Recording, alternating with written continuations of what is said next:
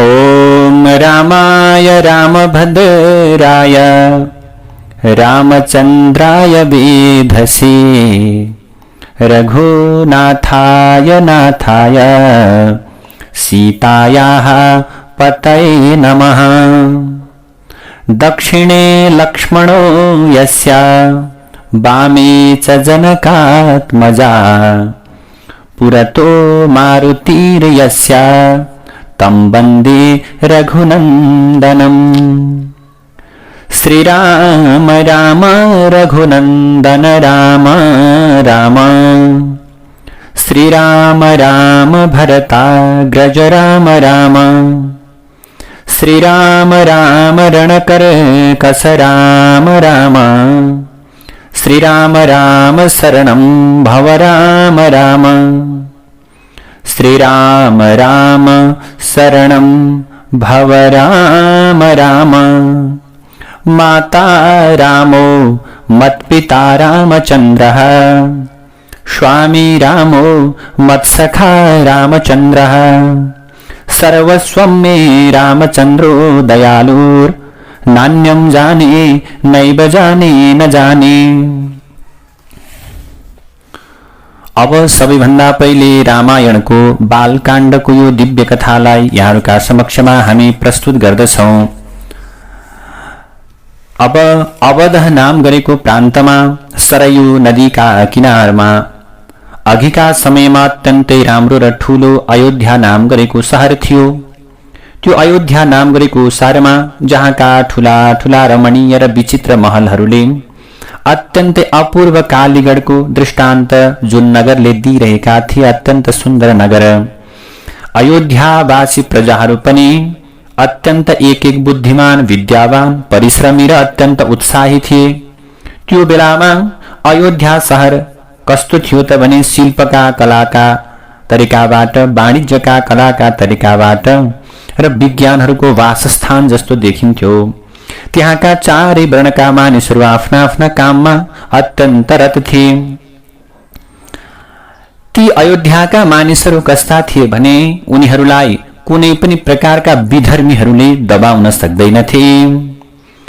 अब प्रभु प्रजाहरूमा पनि अत्यन्त मेलमिलाप थियो। प्रजाहरूमा विद्वेषको कुनै पनि भावना थिएन। उनीहरू सधैँ शान्ति देवीका काखमा आनन्दपूर्वक रहेका थिए। भनाइको मतलब उनीहरूमा त्यो अयोध्या नाम गरेको नगरमा अत्यन्तै शान्त वातावरण, अत्यन्तै आनन्दमय वातावरण थियो। अब प्रभु यसैले अब त्यो अयोध्या नाम गरेको नगर इक्ष्वाकु वंशी राजाहरूको मुख्य राजधानी शहर पनि थियो। इक्ष्वाकु वंशमा ठूला प्रतापी शूरवीर अनेक राजाहरू उत्पन्न भए। राजा रघु पनि यसै वंशका एक राजा हुन्। त्यही वंशका राजाको नाम रघु। तिनका छोरा अज भए र इन्दुमतीका अथवा भनौं इन्दुमतीबाट छोरा अज र इन्दुमतीबाट के भयो, महाराज दशरथ पैदा हुनुभयो। उहाँले राज्य गर्दा पृथ्वीभरमा उहाँभन्दा ठूलो अर्को कुनै राजा थिएन। राजा दशरथ अत्यन्त सुन्दर प्रकारले राज्यलाई अगाडि बढाउने। दशरथ महाराजका कौशल्या, कैकेयी र सुमित्रा नाम गरेका तीनवटा रानी थिए। अब आफू त्यस्ता ठूला राजा, उस्तै ठूलो राज्य, तीनवटा महारानी इत्यादि सबै भोगका सामग्री पुरापुर थियो। तर पनि प्रभु समस्त प्रकारको वस्तु छ, तर सन्तान छैनन् भने अब पीडा हुन्छ। त्यसैले सन्तान नहुनाले महाराज दशरथलाई ठूलो सन्ताप परेको, ताप परेको थियो। यसै कारणले राजा दशरथ रात दिन सन्तान कसरी होला भन्ने चिन्तामा मग्न थिए। एक दिनको कुरा, सन्तानका तापले ग्रस्त भएका महाराज दशरथले मन्त्री र अरू बुद्धिमान भारदारहरूसँग प्रश्न गर्दछन्।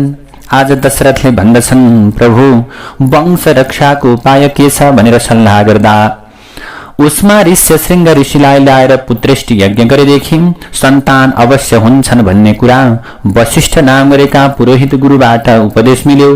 यही सल्लाह अनुसार यसै प्रकारको त्यो प्रकारको सल्लाह वार्तालाप अनुसार राजाले ऋष्य श्रृंगलाई बोलाउनका निम्ति पठाए। राजसभामा आएर आसन अनि विभिन्न प्रकारका पाउ धुने जल आदि सुसंस्कृत भएका ऋष्यशृङ्गले आज ऋष्यशृङ्गलाई बडो सम्मान गरियो, पाउ धोइयो, अत्यन्त सुन्दर प्रकारले उहाँको पूजा गरियो।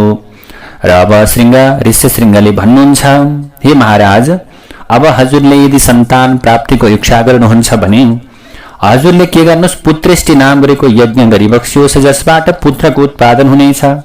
त्यसबाट ईश्वरको अनुग्रहले ममा त कुनै अधीन छैन, भगवानको कृपाले हजुरका सन्तान अवश्य हुनेछन्। यो नै सन्तान प्राप्त गर्ने मुख्य उपाय हो भनेर ऋषिशृङ्गले भन्नुभयो। अब ऋष्यशृङ्गको यस्तो प्रकारको शुभ प्रकारको सूचना, शुभ प्रकारको आदेश पाइसकेपछि महाराज दशरथ पनि अत्यन्त खुसी हुनुभयो। उस दिनदेखि उहाँले मन्त्रीद्वारा पुत्रेष्टिको सामग्री पनि ठिक गर्न लगाउनुभयो। त्यो सामग्री तयार भइसके पछाडि अनेक ऋषिहरूलाई निमन्त्रणा पठाइयो। आज अनेक प्रकारका ऋषिहरूले आएर अब राजाको पुत्रेष्टि नामको यज्ञको प्रारम्भ पनि गरे। त्यसमा ऋष्यशृङ्ग आचार्य हुनुभयो। अब छोरा पाउनका निम्ति, सन्तान प्राप्तिका निम्ति गरिएको यज्ञ अग्निकुण्डको वरिपरि विभिन्न विद्वान ऋषिहरूले गरेको वेद ध्वनिले सारा यज्ञ भूमि गुन्जायमान हुन लाग्यो। अग्निमा हवन गरेका उत्तम वस्तुका सुगन्धले दशै दिशा व्याप्त भो, बडो सुगन्ध फैलियो। यसरी ठूला उत्सवका साथमा अथवा ठुल्ठुला उत्सवहरूका बराबर के हुन थाल्यो, यज्ञको प्रारम्भ हुन थाल्यो, यज्ञको सञ्चालन हुन थाल्यो। अब अघि के भएछ भने पुलस्त्य ऋषिका नाति रावणले सारा संसारलाई साह्रै दुःख दिँदा त्यसका अत्याचारदेखि डराएकी पृथ्वी र देवताहरूले क्षीर समुद्रमा गएर भगवानका शरणमा परेर प्रार्थना गर्दा भगवानले देवताहरू आफ्नो शरणमा परेको देखेर अत्यन्त प्रसन्न हुनुभएका भगवान विष्णुले अघि कुनै समयमा भन्नुभएको थियो, तिमीहरूले दुःख पाएको कारण मलाई थाहा छ। तिमीहरूले कुन कुन प्रकारले रावणले गर्दा दुःख पाएका छौ मैले राम्रोसँग बुझेको छु। त्यसको बन्दोबस्त पनि मैले गरिसकेको छु। तिमीहरूको दुःख र पृथ्वीको भारलाई हरण गर्नका निमित्त मेरा 4 अंश अयोध्याका महाराज दशरथका 4वटा छोरा भएर प्रकट हुनेछन् भनेर भगवानले कुनै समयमा देवताहरूको त्यो पीडालाई हटाउनका निम्ति देवताहरूलाई त्यो वरदान दिनुभएको थियो। त्यसैले तिमीहरूले पनि वानर रूपले अवतार लिनु है। यस्तो भगवानको आज्ञा पाएर देवताहरू पनि खुसी हुँदै आफ्नो आफ्नो ठाउँमा गएर बसेका थिए। यसैका केही समयपछि महाराज दशरथले यज्ञको प्रारम्भ गरिबक्सेको हो। यज्ञ समाप्तिको बेला अकस्मात अग्निकुण्डबाट प्रकट भएर अग्निदेवताले महाराज दशरथलाई पायस अर्थात खीरले पूर्ण भएको एउटा पात्र, एउटा भाँडो दिनुभयो। त्यो पात्रमा रहेको सन्ततिप्रद पायस अर्थात खीर पाउँदा समुद्रबाट निस्केका धन्वन्तरीले लिएको अमृत पाउँदा इन्द्रलाई जस्तो सुख भएथ्यो, जस्तो खुसी भएको थियो, त्यस्तै खुसी महाराज दशरथलाई भयो। उसै बेला महाराज दशरथले श्रद्धापूर्वक आफ्ना रानीहरूलाई त्यो पायस, त्यो खीर बाँडिदिनुभयो। रानीहरूले पनि प्रसन्नताका साथमा त्यो पायस भक्षण गरे। यति भइसकेपछि विधिपूर्वक यज्ञ पनि समाप्त भयो। पायसको प्रभावले, खीर खाएका प्रभावले केही दिनपछि यज्ञका प्रभावले महाराजका 3 रानीमा विष्णुको अंश रहेको गर्भचिन्ह देखियो। 3 जनाले स्वप्नमा शंख चक्र गदा पद्म धारण गर्नुभएका त्यस्ता भगवानले रक्षा गरेको देख्न थाले। 10 महिना पुगेपछि कौशल्यामा 1, कैकेयीमा 1, सुमित्रामा 2 गरेर जम्मा 4 छोरा पैदा भए। गुरुको आज्ञा अनुसार राजाले जेठाको नाम राम, माहिलाको नाम भरत, साइलाको नाम लक्ष्मण र कान्छाको नाम चाहिँ शत्रुघ्न भन्ने राखे। भगवानको अंश लिएका 4 भाइको जन्म भएपछि सारा संसारका अमंगलहरूको नाश भयो, मंगलको प्रादुर्भाव भयो। दुर्भिक्ष र अकाल मृत्यु आदि आपत्ति पनि सबै हराए। सर्वत्र सम्पत्तिको राज्य भयो। साक्षात भगवान विष्णुले पृथ्वीमा अवतार लिनु भइसकेपछि स्वर्ग पनि पृथ्वीमा आए जस्तै भयो। जुन रावणका डरले दिक्पालहरू थरथराएका थिए, उनीहरूमा पनि धैर्यले वास गर्यो। जुन बेला जगतलाई दुःख दिने रावणलाई मार्नका निमित्त भगवान विष्णुले राम, भरत आदि 4 रूप लिनु भयो भन्ने सुनेथे देवताहरूले। त्यसै बेला आज देवताहरूको पनि आज हर्षको सीमा रहेन। अब सबै देवदेवताले अनेक तरहबाट ठूलो खुसी मनाए, उत्सव मनाए। उता रावणका मुकुटबाट अनेक प्रकारका रत्नहरू खस्न थाले। यसले राक्षस कुलको सौभाग्य लक्ष्मी पनि रुन लागिन् भन्ने सम्झियो। अब आज राम, भरत, शत्रुघ्न, लक्ष्मण यी 4 भाइहरूको सौन्दर्य, धैर्य, शौर्य आदि सर्व सम्पूर्ण प्रकारका गुणले सम्पन्न उनीहरू। अब जति जति ती 4 भाइ राजकुमारहरू बढ्दै बढ्दै गइरहेका थिए, उति उति उनीहरू विद्यामा पनि प्रवीण हुँदै गए। लेख्नु, पढ्नु, बाण चलाउनु, घोडा चढ्नु, शिकार खेल्नु, यस्ता यस्ता सबै प्रकारका काममा 4वटै भाइहरू चाँडै नै पारङ्गत भए। अत्यन्त छिटो उनीहरूले त्यो विद्याको हासिल गरे। गुणको चाहना गर्ने, परस्परमा रिस नगर्ने, गुरुजनको अत्यन्त आदर गर्ने, नम्रतासँग व्यवहार राख्ने, परस्परमा प्रेम साथ रहने 4 भाइहरू एक क्षण पनि अलग नहुने, सँगै हिँड्ने 4 जना भाइहरू हरेक कामहरू सँगै गर्ने। अब साधारणतया परम्परामा अथवा भनौं परस्परमा उनीहरूको एक तरहको प्रेम थियो, तर पनि आगाको वायु जस्तै रामको लक्ष्मणसँग र समुद्रको चन्द्रमासँग जस्तै भरतको शत्रुघ्नसँग अलि बढी प्रेम देखिन्थ्यो। यस्ता उत्तम उत्तम छोरा पाउनाले राजा र रानीहरू पनि अत्यन्त प्रसन्न भएर पुत्र सुखको अनुभव गर्दथे। राजाहरूमा अधिराज दशरथका भाग्यको प्रशंसा गरिन सक्नु छ। जस्तै 4 दाँत हुनाले ऐरावत हात्तीको शोभा हुन्छ, उस्तै भगवानका अंशबाट उत्पन्न भएका 4 छोरा हुनाले महाराज दशरथको पनि शोभा भयो। यसै गरी अनेक प्रकारका आनन्द मङ्गलका साथमा भाग्यशाली महाराज दशरथका दिनहरू बित्न लागे। यस्तैमा एक दिन तपस्वी महात्मा विश्वामित्र ऋषि महाराज दशरथका राजसभामा आए। राजाले पनि अकस्मात आएका ऋषिलाई देखेर आसन, पाद्य, अर्घ्य, भोजन आदि विभिन्न प्रकारका वस्तुले सम्मान गरेर हात जोडेर अब दशरथले सोध्नुहुन्छ, हे ऋषीश्वर, हजुर जस्ता महानुभावको दर्शनका निम्ति अथवा हजुर जस्ता यस्ता दिव्य पुरुषको दर्शन आज हामी जस्ता यो गृहस्थ जीवन हुने व्यक्तिहरूले पूर्व जन्मको पुण्यको प्रभावले मात्रै पाउन सकिन्छ। आज यस्तो अनुग्रह गरेर पाल्नु भएको हुनाले म बहुतै नम्रतासँग म बिन्ती गर्दछु, हे भगवान, हजुर आफ्नो शुभ आगमनको कारण बताउनुहोस्। यो भक्त यथाशक्ति हजुरको कार्य पूर्ण गराउने उद्धत रहनेछ भनेर दशरथले बोल्नुभयो। राजाको यस्तो कुरालाई सुनेर, राजाको यस्तो नम्र वचनलाई सुनेर विश्वामित्रले भन्नुहुन्छ, हे महाराज, म जुन वनमा बसेर ईश्वरको भजन गर्दछु त्यो वनमा 2वटा राक्षस आएर मेरो भजनमा, मेरो कर्ममा, मेरो पूजामा अत्यन्त विघ्न गर्दछन्। त्यसैले मलाई साह्रै दुःख भएको छ।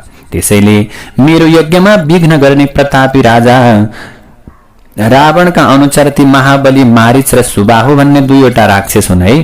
ती 2बाट मलाई बडो पीडा भएको छ। तसर्थ केही दिनका निमित्त श्री रामचन्द्र तिम्रो छोरालाई लैजान पाए यज्ञको रक्षा हुन्छ कि भन्ने आशाले म त आएको हुँ। यसमा महाराजको अनुमति भएमा रामद्वारा ती राक्षसहरूको नाश गराएर निर्विघ्नतापूर्वक यज्ञ गर्ने थिए। बालक रामबाट यो कसरी होला भन्ने फेरि तिमीले शंका नगर्नु है। रामचन्द्रको प्रताप, उनको शक्ति, उनको कला, उनको विद्या मलाई र तपाईका गुरु वशिष्ठलाई पनि यथार्थ थाहा छ राजा। हजुरलाई बरु थाहा नहोला। हजुरलाई लाग्ला राम सानो छ कसरी दिने भन्ने लाग्न सक्छ। चिन्ता नगर्नुहोस्, उसको सबै पराक्रम मलाई थाहा छ। त्यसैले अवश्य पनि रामले ती राक्षसहरूको संहार गरिदिनेछन्, मारिदिनेछन् राक्षसहरूलाई। फेरि मेरा साथमा जानाले रामचन्द्रको धेरै कल्याण पनि हुनेछ। यो विषयमा वशिष्ठजीसँग सल्लाह गरेर मलाई छिट्टै उत्तर दिनुहोस् भनेर विश्वामित्रले भन्नुभयो। विश्वामित्रको यस्तो असह्य वचन सुन्नका साथमा राजा बडो व्यग्र हुनुभयो। उहाँलाई सहसा कर्तव्यको निर्णय हुन सकेन। एकछिनसम्म आज राजा दशरथ छाँगाबाट खसे जस्तै भए। अघि वचन दिइएको छ, हेर्नुहोस् है, अगाडि के भएको छ, वचन दिइएको छ। प्रभु हजुर किन आउनुभयो विश्वामित्रजी? हे ऋषि, हजुरले जे इच्छाले आउनु भएको पूरा गर्छु भनेर वचन गरेको, आफ्नै छोरो माग्न आउनु भएको, त्यो पनि सानो छोरा छ, राक्षसलाई मार्नका निम्ति लैजाने रे। अहो, अब केही बेर पछि अत्यन्त आकुल व्याकुल भएर राजा दशरथले हात जोडेर बिन्ती गर्नुभयो, हे ऋषीश्वर, हजुरको पाउमा मेरो यो प्रार्थना छ, रामचन्द्र यो बालकले हजुरको त्यस्तो ठूलो कार्य कसरी सम्पन्न गराउलान्, किनभने रामको अवस्था अहिले बालक काल नै छ। उनी त्यस्ता ठूला राक्षससँग कसरी लड्लान् अथवा कसरी भिड्लान्। बरु राक्षससँग लड्नका निमित्त हात्ती, घोडा, रथ र पैदल फौजहरू लिएर बरु म आफै जान्छु प्रभु। ती राक्षसको म बरु आफै संहार गरौँ न। रामचन्द्र यो सानो बालकलाई नलैजानुस् प्रभु। नाबालक रामबाट राक्षसको नाश गराउने कुरा असम्भव जस्तो लाग्दछ। बरु यो पृथ्वी, गाई, धन सर्वस्व दिए भने पनि म खुसीका साथमा दिन सक्छु, तर यो बुढेसकालमा पाएको छोरा रामलाई मैले दिन सक्दिन। राजाले व्याकुल भएर भनेका यस्ता वचनलाई सुनेर विश्वामित्रजी हाँस्दछन्। अब राजा हाँस्नको कारण अथवा भनौं विश्वामित्रजी किन हाँस्नुभयो भन्ने कुरा राजाले बुझ्न सकेनन्। उनका गुरु वशिष्ठले सो कारण बुझेका थिए। उनलाई यो कुराको यथार्थ ज्ञान थियो कि रामचन्द्र कोही साधारण पुरुष होइनन्, उनी साक्षात परमेश्वर भगवान विष्णुका अंश हुन्। उनलाई राक्षस आदि जीव जन्तुले केही हानि गराउन सक्ने छैनन् भन्ने कुरा उनलाई थाहा थियो। त्यसैले वशिष्ठलाई त्यो विषयको केही मात्र पनि चिन्ता थिएन। यसै कारण उनले रामलाई विश्वामित्रका साथमा पठाउनाले राम्रो हुन्छ, उत्तम हुन्छ भन्ने निश्चय गरेर वशिष्ठ नाम गरेका गुरुले आज महाराज दशरथलाई भन्दछन्, हे महाराज दशरथ, यसमा तिमीले विचार गर्नु पर्दैन। विश्वामित्रका साथमा रामलाई पठाइदिनाले ऋषिको यज्ञ रक्षा मात्र होइन कि रामको समेत कल्याण हुनेछ। हजुरले कति पनि सन्देह मान्नु पर्दैन, शंका मान्नु पर्दैन। मैले त विश्वामित्रका साथमा रामलाई जिम्मा लगाउनु, रामलाई विश्वामित्रसँगै पठाइदिनु यो म त उचित ठान्दछु, अथवा मलाई यो कुरा ठिक लाग्यो भनेर वशिष्ठले भन्नुभयो। वशिष्ठजीको पनि यस्तो प्रकारको विचार बुझेर राजालाई फेरि मनमा ताप पर्यो, फेरि पीर पर्यो। विश्वामित्रको प्रार्थनालाई वशिष्ठजीले युक्तिपूर्वक खण्डन गरिदिउन् भन्ने राजाको इच्छा थियो, तर त्यसमा उल्टै वशिष्ठजीले पनि त्यही कुरामा समर्थन गर्दा राजा बहुतै खिन्न भएर यो विचार गर्न थाले, अहो अब रामलाई नदिनामा मेरो कल्याण छैन, बरु विश्वामित्र रिसाए भने साह्रै अनिष्ट हुनेछ। यस्ता तेजस्वी महात्मा ऋषिका साथमा रामचन्द्रलाई पठाइदिनामा के हानि होला र। कुलगुरु वशिष्ठको पनि रामलाई विश्वामित्रका साथमा जिम्मामा पठाउने सम्मति छ भने मैले व्यर्थै किन शोक गरौं, जे भए पनि मैले रामलाई पठाइदिन्छु। राजाले यो प्रकारको कुरा निश्चय गरेर रामलाई आफ्ना समीपमा बोलाएर भन्नुहुन्छ, बाबु तिमी महात्मा विश्वामित्रका साथमा जाऊ है। ऋषिको त्यो प्रकारको वचनलाई आज तिमीले मान है बाबु।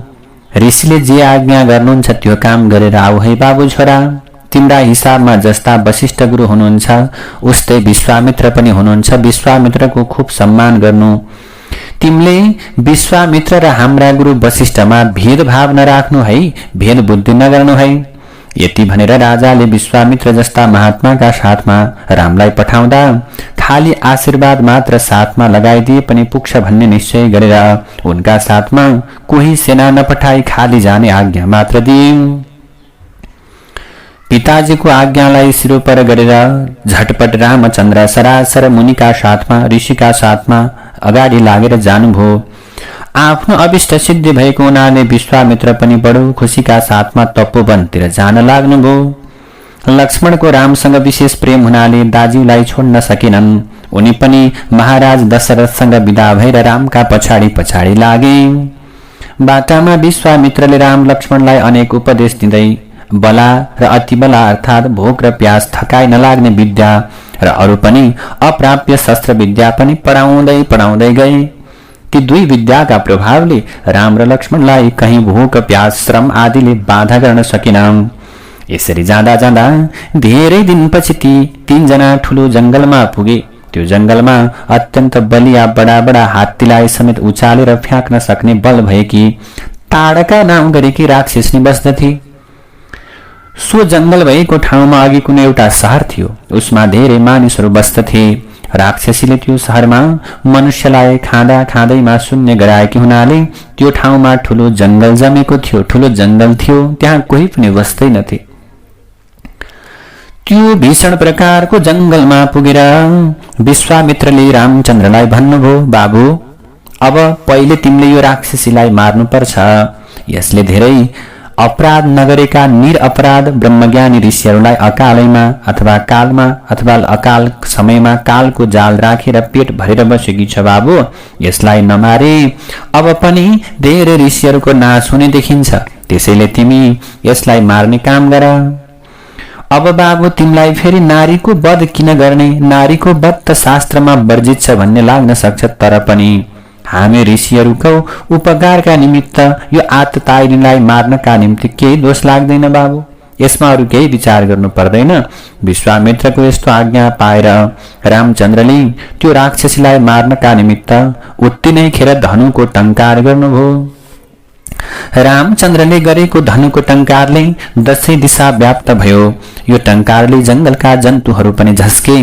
राक्षसी पनि पहिले त केही डराए, तर नगीचमा मानिसको गन्ध पाउनाले त्यो राक्षसी निर्धक्क भएर राम र लक्ष्मणलाई खान भनेर हातमुख फैलाउँदै दौडी।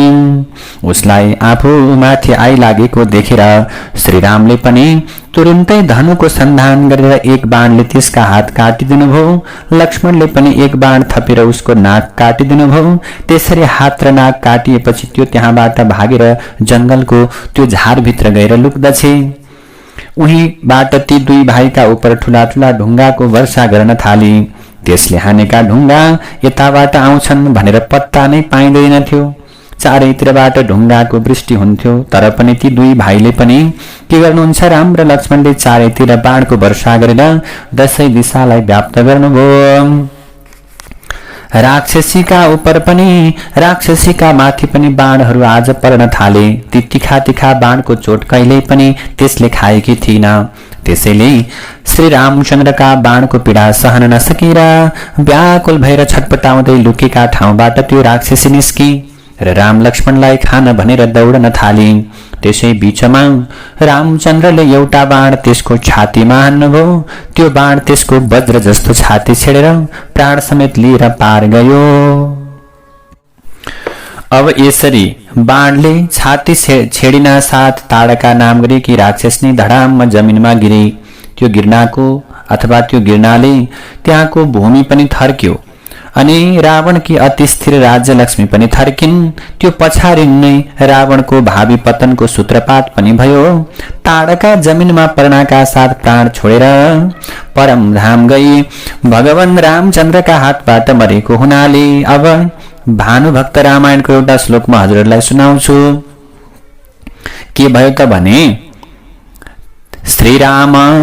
श्री रामचन्द्रजीका वरिपरि घुमी प्रेमले नमस्कार गरी स्वर्गैमा गई रामका वचनले बेस एक विमानमा चढी। विश्वामित्र ऋषि बहुत खुशी भया यो कार्य देखिया जसै।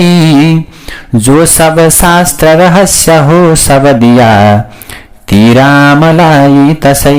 अर्थात यसरी भगवानको हातबाट मरेको हुनाले त्यो स्वर्ग गई र त्यो कार्यलाई देखेर राम लक्ष्मणको अपूर्व त्यो पराक्रमलाई देखेर विश्वामित्र पनि अत्यन्त प्रसन्न हुनुभयो। यही आनन्दको समयमा ती दुवै भाइलाई मुनिले उत्तम उत्तम प्रकारका कसैले रोक्न नसक्ने अस्त्र शस्त्रहरू पुरस्कार दिनुभयो। ती अस्त्र शस्त्रको प्रभाव थियो कि यस्तो प्रकारको प्रभाव थियो कि जसका उपर तिनको प्रहार गर्यो उसको नाम तक पनि रहँदैनथ्यो। यस्ता प्रकारका अस्त्र शस्त्र पाउनाले अत्यन्त तेज बढेका ती दुई भाइ विश्वामित्रका आश्रममा पुगे। त्यहाँ पछि त्यो आश्रममा यज्ञको प्रारम्भ गर्नुहोस् भनेर रामले बिन्ती गर्दा विश्वामित्रजीले के गर्नुभयो? यज्ञको प्रारम्भ गर्नुभयो। महर्षिका आज्ञा अनुसार सबै ऋषिहरू हवन गर्न लागे। राम लक्ष्मण पनि यज्ञको विघ्न हटाउनका निमित्त धनुर्बाण लिएर आश्रमका वरिपरि जंगलमा घुम्न थाल्नुभयो। यसरी जंगलमा घुम्न थाल्नुभयो। अब प्रभु जसरी सूर्य र चन्द्रमाले क्रमैसँग संसारलाई आफ्ना किरणद्वारा बचाउँछन् उसै गरेर धनुर्धारी ती दुई भाइले यज्ञ भूमिको रक्षा गरे। जब त्यो यज्ञको धुवाँ टाढासम्म फैलियो त्यो धुवाँ देखेर मारिच र सुबाहु भन्ने दुई राक्षसहरू यज्ञमा विघ्न पार्नका निम्ति अत्यन्त उद्धत भएर आए। तिनीहरूलाई देखेर रामले पनि बाणको वर्षा गरेर सुबाहुलाई त्यसै ठाउँमा मारिदिनुभयो। हेर्नुहोस् है, मारिचलाई पनि एउटा अत्यन्त बेगी बाणले त्यहाँबाट उडाएर समुद्रका किनारमा पुर्याएर गिराइदिनुभयो। यसरी ती बलिया र पराक्रमी राक्षसहरूको संहार गरेको देखेर सम्पूर्ण मुनिहरूले श्रीरामको ठूलो प्रशंसा गरे। त्यो दिनदेखि त्यो वनमा रहने ऋषि मुनिहरूलाई धेरै आनन्द भयो, धेरै सुविस्ता भयो। राक्षस आदिको डर कहिल्यै पनि भएन। केही दिनसम्म राम र लक्ष्मण पनि त्यही बस्नुभयो। एक दिन त्यहाँ सबै मुनिहरूको परम्परामा अथवा त्यहाँ सबै प्रकारका मुनिजनहरू ऋषिजनहरू परस्परमा सल्लाह गरेर लौ महाराज जनकको यज्ञ छ रे, यज्ञ हेर्न जाउँ भनेर निश्चित गरे। त्यहाँका सबै ऋषिहरूले अब रामचन्द्रले लक्ष्मणले ती राक्षसहरूलाई मारेपछि सबै ऋषिहरू खुसी हुनुभयो। त्यसैले अब त्यहाँ सबै ऋषिहरूले भन्नुहुन्छ, हे राम जाउँ जनक जीका पुरी महा, राजा जनक छन् बडा, गर्नन् आदर भक्तिले हजुरका, सामान्य हुन्या छन् खडा। गर्नन् आदर भक्तिले हजुरका, सामने हुन्या छन् खडा। ताहाँ एक शिवको धनुष पनि छ बेस, देखिएला त्यो पनि, यो बिन्ती ऋषिको सुनेर रघुनाथ, खुसी भया बेस भनी। रामचन्द्रजी पनि प्रसन्न हुनुभयो। त्यहाँबाट यथा समयमा राम र लक्ष्मण सहित ऋषिमुनिले मिथिलातिर राजा जनकको राज्यतिर प्रस्थान गरे। बाटामा पनि गौतम ऋषिका श्रापले शिला भएर लडिरहेकी शिला भएर बसिरहेकी अहल्यालाई श्रीरामले मुक्त गराउनुभयो। त्यसपछि विश्वामित्र सहित सबैजना आनन्दका साथमा महाराज जनकको यज्ञशालामा पुगे। मिथिलाका राजा जनक ठूला नामी र ब्रह्मज्ञानी थिए। यसै कारणले बडा बडा ऋषिहरू पनि उनीसँग ज्ञान सिक्न भनेर आउँथे। ती राजाले प्रजालाई बडो आनन्दका साथमा नीतिपूर्वक पालन गरेका थिए। उनकी सीता नाम गरेकी एक कन्या थिइन्। तिनको विवाह गर्नलाई स्वयंवरका निमित्त त्यहाँ एक सभाको समारोह भएको थियो। देश देशका विभिन्न देशका राजाहरू पनि निमन्त्रित थिए। मुनिको भेषलाई धारण गरेका तेजस्वी राम र लक्ष्मणलाई साथमा लिएका विश्वामित्र पनि काम र अर्थलाई साथमा लिएका मूर्तिमान धैर्य जस्तै त्यो सभामा पुगे। मुनिका देशमा भएका ती दुई भाइलाई क्षेत्रीय कुमार जस्ता देखेर बडो आश्चर्यका साथमा त्यहाँका मानिसहरू मनमा अनेक प्रकारका विचार गर्न लागे। त्यसै बेलामा विश्वामित्रले सबैको अगाडि यी राम र लक्ष्मण अयोध्याका अधिपति महाराज दशरथका कुमार हुन् भन्ने कुरा र रामचन्द्रले गरेको सुबाहु आदिको वध आदि पराक्रमको साराका सारा वृत्तान्त के गर्नुभयो। आज विश्वामित्रले सुनाउनुभयो। यो सारा कुरा सुन्नाले प्रसन्न भएका सबै सभासदहरू पनि परस्परमा खुसी हुँदै यस्ता प्रकारका कुरा गर्न थाले। अहो, यी श्याम वर्ण भएका राजकुमार रामचन्द्र सीताजीलाई अत्यन्त योग्य रहेछन्। यिनैसँग सीताजीको विवाह हुन पाए त सुवर्णमा रत्न जडे जस्तो योग्य हुने थियो, सुनमा सुगन्ध जस्तै हुने थियो भनेर सबै त्यहाँका मानिसहरूले एक आपसमा गफ गर्न लागे। अब यसरी गफ गर्दैमा यस्तैमा एउटा अत्यन्त पुरानो कसैले उचाली नसक्नु ठूलो धनु हजारौं मानिसद्वारा बोकाएर त्यो सभामा उपस्थित गराइयो। महाराज जनकले त्यो धनुषलाई देखाएर भन्दछन्, जसले यो धनुलाई उठाएर यसमा ताँदो चढाउला उसैलाई मैले मेरी आफ्नी छोरी सर्वगुण सम्पन्ना सीता समर्पण गर्नेछु भनेर आज जनकले त्यस्तो प्रकारले वचन बोल्नुभयो। आज राजा जनकको यस्तो प्रकारको भयंकर प्रतिज्ञालाई सुनेर रामसँग सीताको विवाह भए हुँदो हो भन्ने मानिसहरूको मनमा फेरि शंका तर्क उठ्न थाल्यो। अहो, अवसर कस्तो भयो अवसर, आज यो प्रकारको समय चुक्न आट्यो किनभने यो धनुष ठूलो छ। यी राजकुमार सारै बालक छन्। विचार गर्दा यिनमा यो धनु उठाउने शक्ति देखिँदैन। त्यसैले सो धनु नउठाई सीताजीसँग यिनको विवाह हुन असम्भव थियो अथवा असम्भव भयो। अहो, यस्ता योग्य वरसँग सीताजीको सम्बन्ध हुन आँटेन भनेर चिन्ता लिन थाले। यस्तो तर्क वितर्क गर्ने ती बिचराहरूलाई रामचन्द्रको पुरुषार्थको केही पनि ज्ञान थिएन। यसैले तिनीहरूलाई त्यो विषयमा खेद पर्न लागेको थियो। यस्तैमा त्यहाँ आएका अनेक राजकुमारहरू यथाशक्ति त्यो धनु उठाउनमा आज लाग्न थाले, धनु उठाउने प्रयत्न गर्न थाले। तर पनि कसैको पनि केही चलेन। कसैले अलिकति पनि धनुलाई हल्लाउन सकेनन्, डगाउन सकेनन्। साराका सारा प्रयत्न निष्फल भएका ती राजा र राजकुमारहरू लज्जित भएर आफ्ना आफ्ना आसनमा आएर बसे। लौ सकिएन, धनुष उठाउन भनेर बसे। यसरी हतोत्साह भएका सारा राजा र राजकुमारहरूलाई देखेर महाराज जनक अत्यन्त दुखी भएर सभाका बीचमा भन्न लागे, आज बडो खेदका साथमा आज मलाई ज्ञान भयो कि दुनियाँमा कोही पनि वीर पुरुष रहेनछ। मैले आज नबुझिकन यस्तो प्रकारको ठूलो प्रतिज्ञा गरेछु। यसले अहिले मलाई ठूलो ताप पर्न आयो। अब के होस् त, अब मेरो प्राण जाओस् अथवा छोरी सीता जन्मभर कुमारी नै आज रहने यस्तो प्रकारको अवस्था आयो। अहो, कसैको प्रारब्धमा पनि सीतासँगको विवाह नलेखेको रहेछ कि मेरो प्राण जाओस् अथवा छोरी सीता जन्मभर कुमारी नै रहन्। तथापि मैले अब गरिसकेको प्रतिज्ञालाई भङ्ग गर्न, यसलाई मेट्न सक्दिन भनेर जनक चिन्तामा परे। प्रतिज्ञा भङ्ग गर्नु साह्रै अयोग्य कुरा हो। के गरौं? यो प्रतिज्ञा पूरा गराइदिने वीर कोही पृथ्वीमा रहेनछ। मैले यो प्राण राख्नु खाली हास्यको मात्र कारण भयो भनेर चिन्ता लिन थाले जनकले। राजा जनकले यसरी खेद प्रकट गरेको सुनेर लक्ष्मणको मुख एकदम रातो रातो भयो। आज लक्ष्मण क्रोधले थरथर काँप्दै उठेर भन्न लाग्नुभयो, महाराज, के यहाँ सूर्यवंशी राजकुमारहरू आएको देख्नु भएन हजुरले?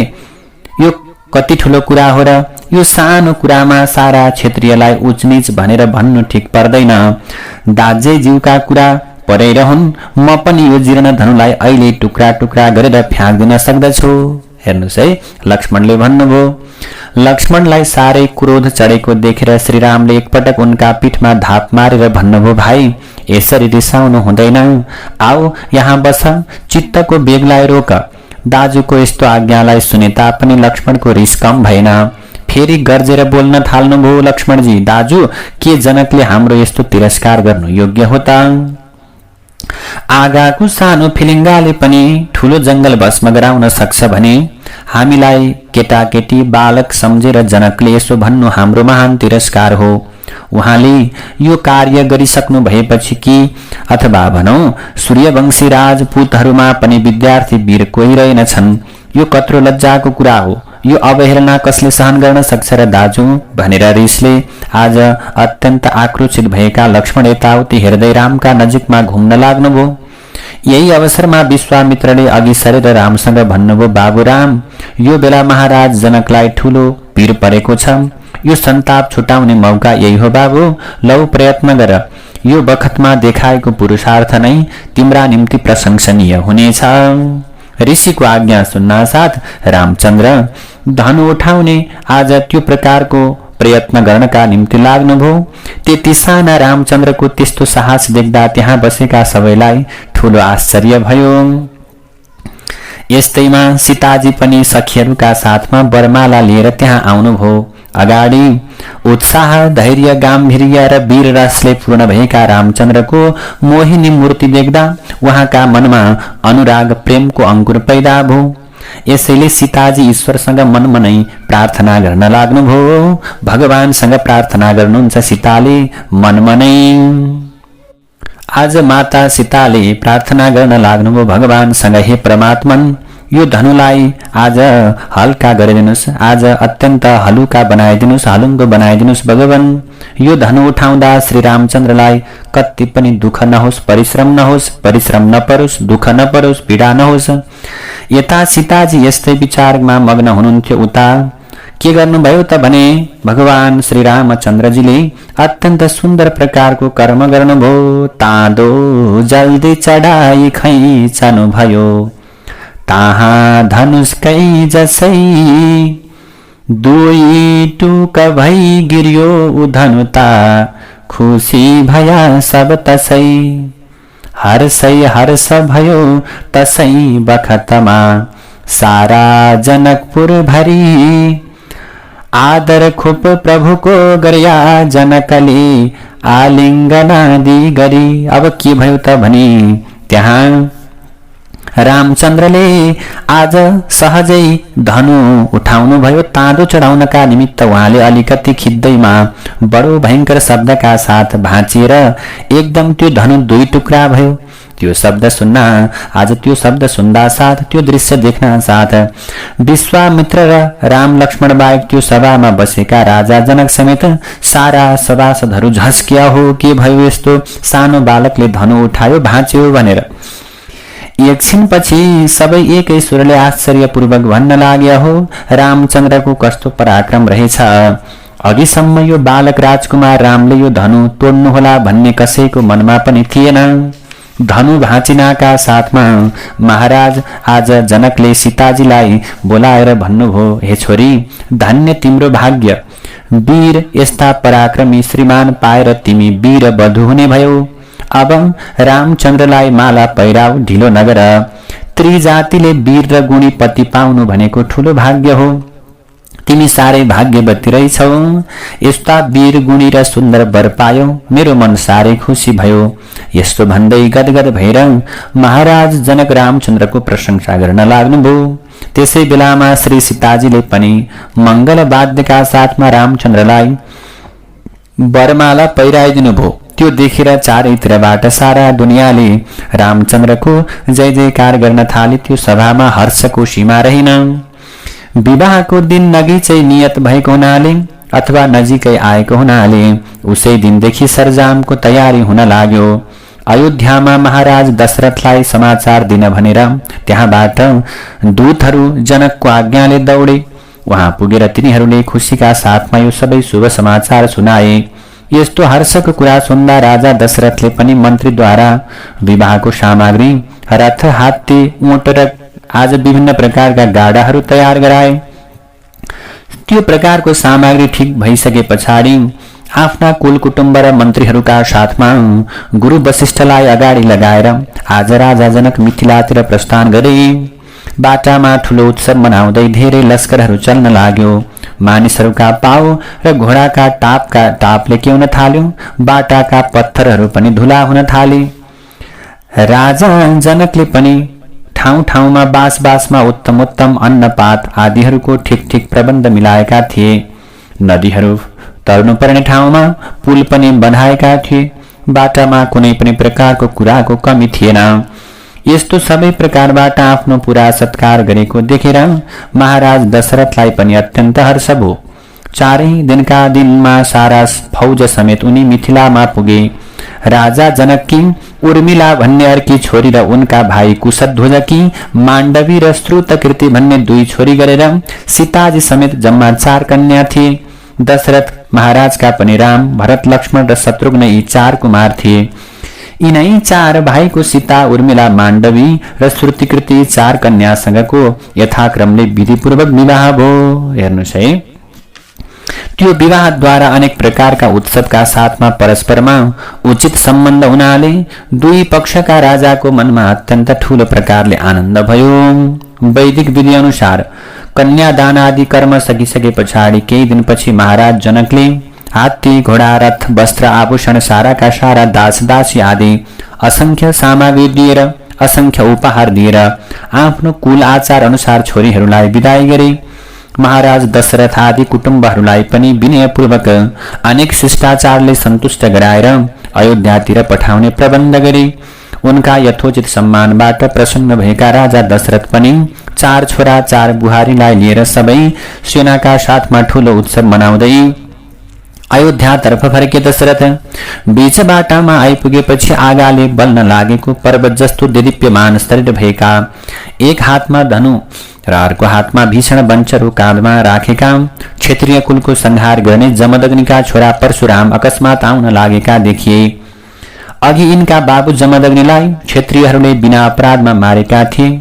यसैले आफ्ना बाबुको आज वैर शुद्धिका निम्ति क्रुद्ध भएका यी परशुरामले पनि 21 पटकसम्म पृथ्वीमा घुमेर पाए जति क्षेत्रीयहरूको संहार गरिसकेका थिए। पछि पृथ्वी तलमा क्षत्रियहरू नपाउँदा क्रोधको वेग घटनाले केही शान्त भएर यिनी एकान्त वनमा तपस्या गरेर बसेका थिए। यस्तैमा धनु भाँच्नु आदि रामको पुरुषार्थ सुनेर रामचन्द्र पनि क्षत्रिय हुन् भन्ने बुझेर फेरि यसलाई पनि दण्ड दिन्छु भनेर आज रामचन्द्रकै खोजमा उनी हिँडेका थिए। संयोगवश बाटामा उत्सवका साथ आउन लागेका रामलाई देखेर उनले अगाडि गएर भने, आज परशुरामले आएर रामचन्द्रका अगाडि भन्दछन्, हे बच्चा, के जनकको धनुष भाँचेको तैँले नै हो? बडो वीर हुँ भन्ने घमण्ड छ कि? हेरौं अब कतिको पुरुषार्थ देखाउँदो रहेछस्। यो ब्रह्माण्डमा पनि ताँदो चढाउन सक्छस् कि? हेरौं त परशुरामको यस्तो प्रकारको। अब यसरी आज परशुरामको यस्तो क्रोधपूर्ण वचन सुनेर महात्मा राम भने केही पनि बोल्नु भएन। तर आज लक्ष्मणजीलाई साह्रै असह्य हुँदा आज उनी उपहासको हाँसो हाँस्न लागे। तिनले हाँसेको देख्दा परशुरामको क्रोधको अग्नि झन दन दन दन्किन लाग्यो। ऊ आज परशुराम वंशरो घुमाउँदै घुम्न लागे।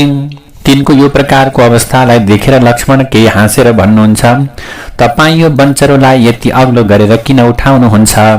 तपाईं ब्राह्मण भए शान्त भएर बोल्नुहोस्। तपाईलाई मेरो नमस्कार छ।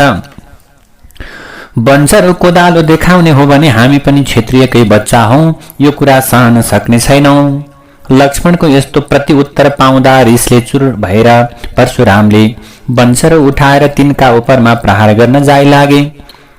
तिनको त्यो साहसलाई देख्दा अब बिगार हुन आट्यो भन्ने शंकाले झट्ट अघि सरेर उनको वंशरोलाई रोकेर रामचन्द्रले भन्नुभयो, हे ऋषीश्वर, तपाईं जे भन्नु छ मसँग भन्नुहोस्। यिनीहरू मेरा साथीहरू, मेरा भाइहरू, मेरा परिवार, यिनीहरू केटाकेटी नै छन्। यिनीहरूसँग के कुरा गर्नुहुन्छ?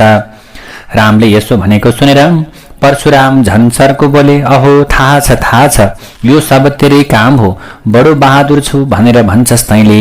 जनकका घरमा रहेको थोत्रो धनु भाँच्दैमा त आफूलाई पुरुषार्थी सम्झिन्छस्? हुन्छ, मेरो यो धनुषमा ताँदो चढाइस् भने त वीर रहेछस् भन्ने जानुला, अनि जे गर्नुपर्ने मैले गरूला। परशुरामले यसरी दाजुसँग भनेको कुरालाई सुनेर लक्ष्मणले फेरि बीचमै कुरा काटेर भन्नुभयो, बाहुन बाजे रहन दिनुस्। तपाईं जुन धनुको प्रशंसा गर्नुहुन्छ त्यो पनि हाम्रो दाजुले भाँचेको पुरानो धनु जस्तै हो। त्यो धनुमा पनि केही प्रभाव छैन। के त्यसलाई पनि भचाउने इच्छा छ? के भाँच्न लगाउने इच्छा छ? के घमण्ड देखाउनुहुन्छ? भनेर लक्ष्मणजीले परशुरामलाई भन्नुभयो। लक्ष्मणका त्यस्ता मर्मभेदी वचनलाई सुनेर परशुराम झन् रिसाउँदै फेरि भन्न लागे, हे नालायक, त सानो मुखले ठूलो जवाफ दिने लागिस्।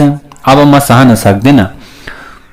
म बालक भनेर मात्र यति बेर चुप लागेको हुँ, नत्र भने यतिन्जेल तलाई मैले आज नाम मात्र शेष गरेर छाडिदिने थिएँ। परशुरामका यस्ता सेखीले भरिएका वचनलाई सुनेर लक्ष्मणले पनि कति नडराइकन फेरि धृष्टताका साथमा भन्नुभयो, जाऊ बाजे, मैले पनि तिमी जस्ता ब्राह्मणलाई धेरै देखेको छु। तिमीलाई बाहुन भनेर ब्राह्मण भनेर छोडिदिएको ब्राह्मण भनेर अरू कोही भए अघि नै मैले काम पुर्याइदिने थिएँ। फेरि लक्ष्मणले भन्नुभयो, यसरी दुईजनाका विवाद, आज दुईजनाका बीचमा विवाद हुँदै थियो। उता रामचन्द्र पनि बीचमा परशुरामलाई सम्झाउँदै गर्नुहुन्थ्यो, तर सबै व्यर्थ भयो। रिसको अन्तिम समय नजिकमा आएको हुनाले आज उनी निब्ने बेलाको बत्ती जस्तै झन चर्केर बारम्बार वीर होस् भने यो धनुमा ताँदो चढा भन्दै दाँत आज कटकटाएर गर्जन लागे। परशुराम त्यसरी परशुरामलाई गर्जन गरेको देखेर अब यहाँ के उत्पात हुन आट्यो भनेर अरू दशरथ आदि त्यहाँका जनहरू डरले थरथर काँप्न लागे। श्रीरामचन्द्रले ती सबैलाई आश्वासन दिएर परशुरामको त्यो धनुमा ताँदो चढाउनु भयो। त्यो देख्दा परशुरामको मुखको कान्ति एकाएक मलिन हुन लाग्यो। रामचन्द्रले केही गरी त्यो बाणको प्रहार परशुराम माथि गरेको भए उनी कदापि जीवित रहने थिएनन्। तर धर्मको अथवा मर्मलाई बुझ्ने रामचन्द्रले अन्यत्रै त्यो बाणलाई छाडिदिनुभयो। त्यसपछि परशुराम रामचन्द्रको त्यो अजेय सामर्थ्य देख्दैमा आफै निस्तेज भएर आफूले गरेको, आफूले भनेका दुर्वाक्यको क्षमा मागेर रामको गुणगान गाउँदै आफ्नो आश्रमतर्फ लागे। यता महाराज दशरथ पनि आफ्ना छोराको अद्भुत पराक्रम देखेर आश्चर्यचकित हुँदै सारा सेनालाई जयध्वनि गराउँदै कुटुम्ब सहित अयोध्यामा आइपुग्नुभयो। केही दिनपछि केकय देशबाट कैकेयीका भाइ आएर राजा दशरथसँग भेट गरेर फर्कने बेलामा उनले आफ्ना भानिज भरत र शत्रुघ्नलाई पनि लिएर गए। यस्ता प्रकारले राम लक्ष्मण अयोध्यामा र भरत शत्रुघ्न मामाका घर अर्थात् केकय देशमा आरामका साथमा सुख भोग गरेर बस्न लागे। यसरी श्री रामायणको बालकाण्डको कथालाई यही नै विश्राम गरिन्छ। रामाय रामभद्राय रामचन्द्राय वेधसे रघुनाथाय नाथाय सीतायाः पतये नमः। श्रीराम राम रघुनन्दन राम राम श्रीराम राम भरताग्रज राम राम श्रीराम राम रणकर्कश राम राम श्रीराम राम शरणं भव राम राम। यसरी श्री रामायणको कथालाई अगाडि बढाउने क्रममा अब हामी रामायणको दोस्रो काण्ड अर्थात् अयोध्या काण्डमा प्रवेश गर्दैछौँ। अयोध्या काण्डको कथामा एक दिन महाराज दशरथले आफू बुढो भएको र छोराहरू समर्थ भएको देखेर त्यो राज संस्था त्यो राजपाट सबै रामचन्द्रलाई दिएर आफू चाहिँ वानप्रस्थ आश्रमका अथवा भनौँ वानप्रस्थ आश्रमका लागि आश्रमलाई परिवर्तन गर्ने र त्यो राज्यलाई आफूले छोड्ने अभिप्रायले मन्त्रीहरूसँग सल्लाह गरे। मन्त्रीहरूले पनि महाराजको विचार ठिकै हो, यसमा हामी सबैको सहमति छ, अब राजगद्दी श्री रामचन्द्रलाई नै बक्सनु बेस हुन्छ भन्ने प्रकारको सम्मति दिए। यसरी सबैको इच्छा अनुसार भोलिपल्ट रामचन्द्रलाई राजतिलक दिने निश्चित भयो। राम राजा हुन्छन् भन्ने कुरा साराका सारा राज्यमा फैलियो। यो शुभ प्रकारको सन्देशलाई सुन्दा दुनियाँहरू बडो खुसी भएर अयोध्याभरि नाचगान आदि उत्सव गर्न थाले। तिनीहरू आफ्ना आफ्ना घर र बजारहरू सजाएर सडकहरूमा पानी छिड्कन थाले। ठाउँ ठाउँमा ध्वजाहरू टाँगिए। दरबारका मानिसहरू पनि साराका सारा खुसी भएर आफ्ना आफ्ना श्रृङ्गारमा लागे। महारानीहरू पनि सबै प्रकारले आनन्द भए। तर एउटा कुरा बडो खेद छ, श्रेयांसी बहुविघ्नानि अर्थात् यो शिष्टोक्तिको प्रभाव त्यो बेला पनि धेरै देखिन थाल्यो। धेरै प्रकारका विघ्नहरू आउँछन् राम्रो काम गर्ने बेलामा, अथवा भनौँ ठुला मान्छेहरूलाई अथवा सुन्दर प्रकारको कर्म गर्नेहरूलाई पनि धेरै प्रकारका विघ्नहरू आउँछन् भन्ने कुरा स्पष्ट देखिन थाल्यो। यसरी रामचन्द्र राजा हुने भन्ने त्यो आनन्दको समयमा अनेक अनेक अनर्थले बाधा गर्न थाले। यो अनर्थको मूल त के हुन् त भने महारानी कैकेयी नै भइन्। उनकी अर्काको के भयो, उनले अर्काको उत्कर्ष कति देख्न नसक्ने एउटी उनकी मन्थरा नाम गरेकी दासी थिए। त्यो रामको राज्याभिषेक सम्बन्धी कुरा सुनेर बडो छटपटाउँदै महारानी कैकेयीसँग गएर भन्न लागी, महारानी के हजुरलाई थाहा छैन म खुब राम्री र राजाकी प्यारी छु, म जस्तो कोही छैन भन्ने घमण्डमा परिरहनुहुन्छ कि यताउति विचार पनि गर्नुहुन्छ? नजर होस् कत्रो दुःखको पहाड हजुरका शिरमा खस्न आँट्यो महारानी। अब हजुरको टेक एक रहने छैन अथवा हजुरको शक्ति रहने छैन। हजुरका अंशमा पनि नोक्सान परिसक्यो। महाराजले हजुरका सौतानी छोरा रामलाई राज्य दिन आँट्नुभयो। त्यो बारेमा हजुरसँग एक कुराको पनि सल्लाह लिनु भएन। यसबाट बुझिन्छ कि हजुरसँग महाराजबाट फोस्रो प्रेम मात्र हुँदो रहेछ। यही कारणले नै हाम्रा राजकुमार भरतजीलाई मामाका घरमा पठाएको रहेछ। अब आफ्नो र छोराको हित होस् भन्ने इच्छा छ भने हजुर चुप लागेर बस्ने बेला छैन। एक रातको समय मात्र बाँकी छ। मन्थराले भन्दैछ भोलि रामले गद्दी अवश्य पाउनेछन्। राजतिलक भइसकेपछि हजुरलाई पश्चाताप सिवाय अरू केही हात लाग्ने छैन। यसैका निमित्त अब चाँडै उपाय गर्नुहोस्। उपाय पनि हजुरलाई मैले भन्दछु। मन्थराले भन्दछिन्, हे महारानी कैकेयी, अघि हजुरलाई महाराजले दुईवटा वर दिनुभएको थियो। उस बेला हजुरले ती वर नलिएर महाराजसँग नासो राख्नु भएको थियो। उनै वर अहिले अब माग्नुपर्छ हजुरले, जसमा एक वरले रामलाई 14 वर्ष वनवास र दोस्रो वरदानले भरतलाई यही सामग्रीले राजगद्दी मिलोस् भन्ने प्रकारको कुरा माग्नुहोस्। भनेपछि मन्थराको यो कुरालाई सुनेर पहिले त कैकेयी बडो खुसी भइन्। राम राजा हुन्छन् भन्ने सुन्दा सो खुसीको बेलामा मन्थरालाई पुरस्कार समेत दिन लागेकी थिइन्। तर पछिबाट मन्थराले भनेका अनेक प्रकारका युक्तिसङ्गत कुराले गर्दा कैकेयीको विचार एकदम बदलियो। उनले त्यसको अत्यन्त प्रशंसा गर्दै भनिन्, स्याबास मन्थरा, नियमको अथवा भनौँ तिमीले आज नियमको अथवा भनौँ आफ्ना राजाको अथवा आफ्ना मालिकको त्यो सोझो प्रकारको कुरा चिताउने त अत्यन्त राम्रो नोकर नै रहेछस्। यति तैँले नसम्झाएकी भए त मेरो ठूलो बिगार हुने रहेछ। सेवकले अवसरमा मालिकको बिगार हुने कुरामा यसै गरी सम्झाउनु पर्दछ, तैँले राम्रो गरिस्। यसरी कैकेयीले आफ्नो प्रशंसा गरेको सुनेर मन्थराका परामर्श अनुसार गहना पोसाकहरू सबै फ्याँकेर बिचेत जस्ती भएकी आज कैकेयी अत्यन्त अचेत जस्तो भएर क्रोध भवनमा बसिन्। रात परेपछि नित्य नियमअनुसार महाराज दशरथ महारानी कैकेयीका खोपीमा गए। तर वहाँ कान्छी रानीको विचित्र अवस्था भइरहेको थियो। अकस्मात उनको त्यो हालतलाई भए त्यो प्रकारको हालत देखेर राजाको चित्त हडबडाउन थाल्यो। उनी अत्यन्त आश्चर्ययुक्त र स्तम्भित भए। एकछिनपछि चित्त सम्हालेर धेरै आश्वासन दिँदै उनले कैकेयीलाई भने, प्रिय, तिम्रो यो के चाला हो? आज बडो खुसीको दिन हुनुपर्छ। तिमीलाई के भयो भन, जो तिमीले भनौली मैले उसै गरिदेऊला।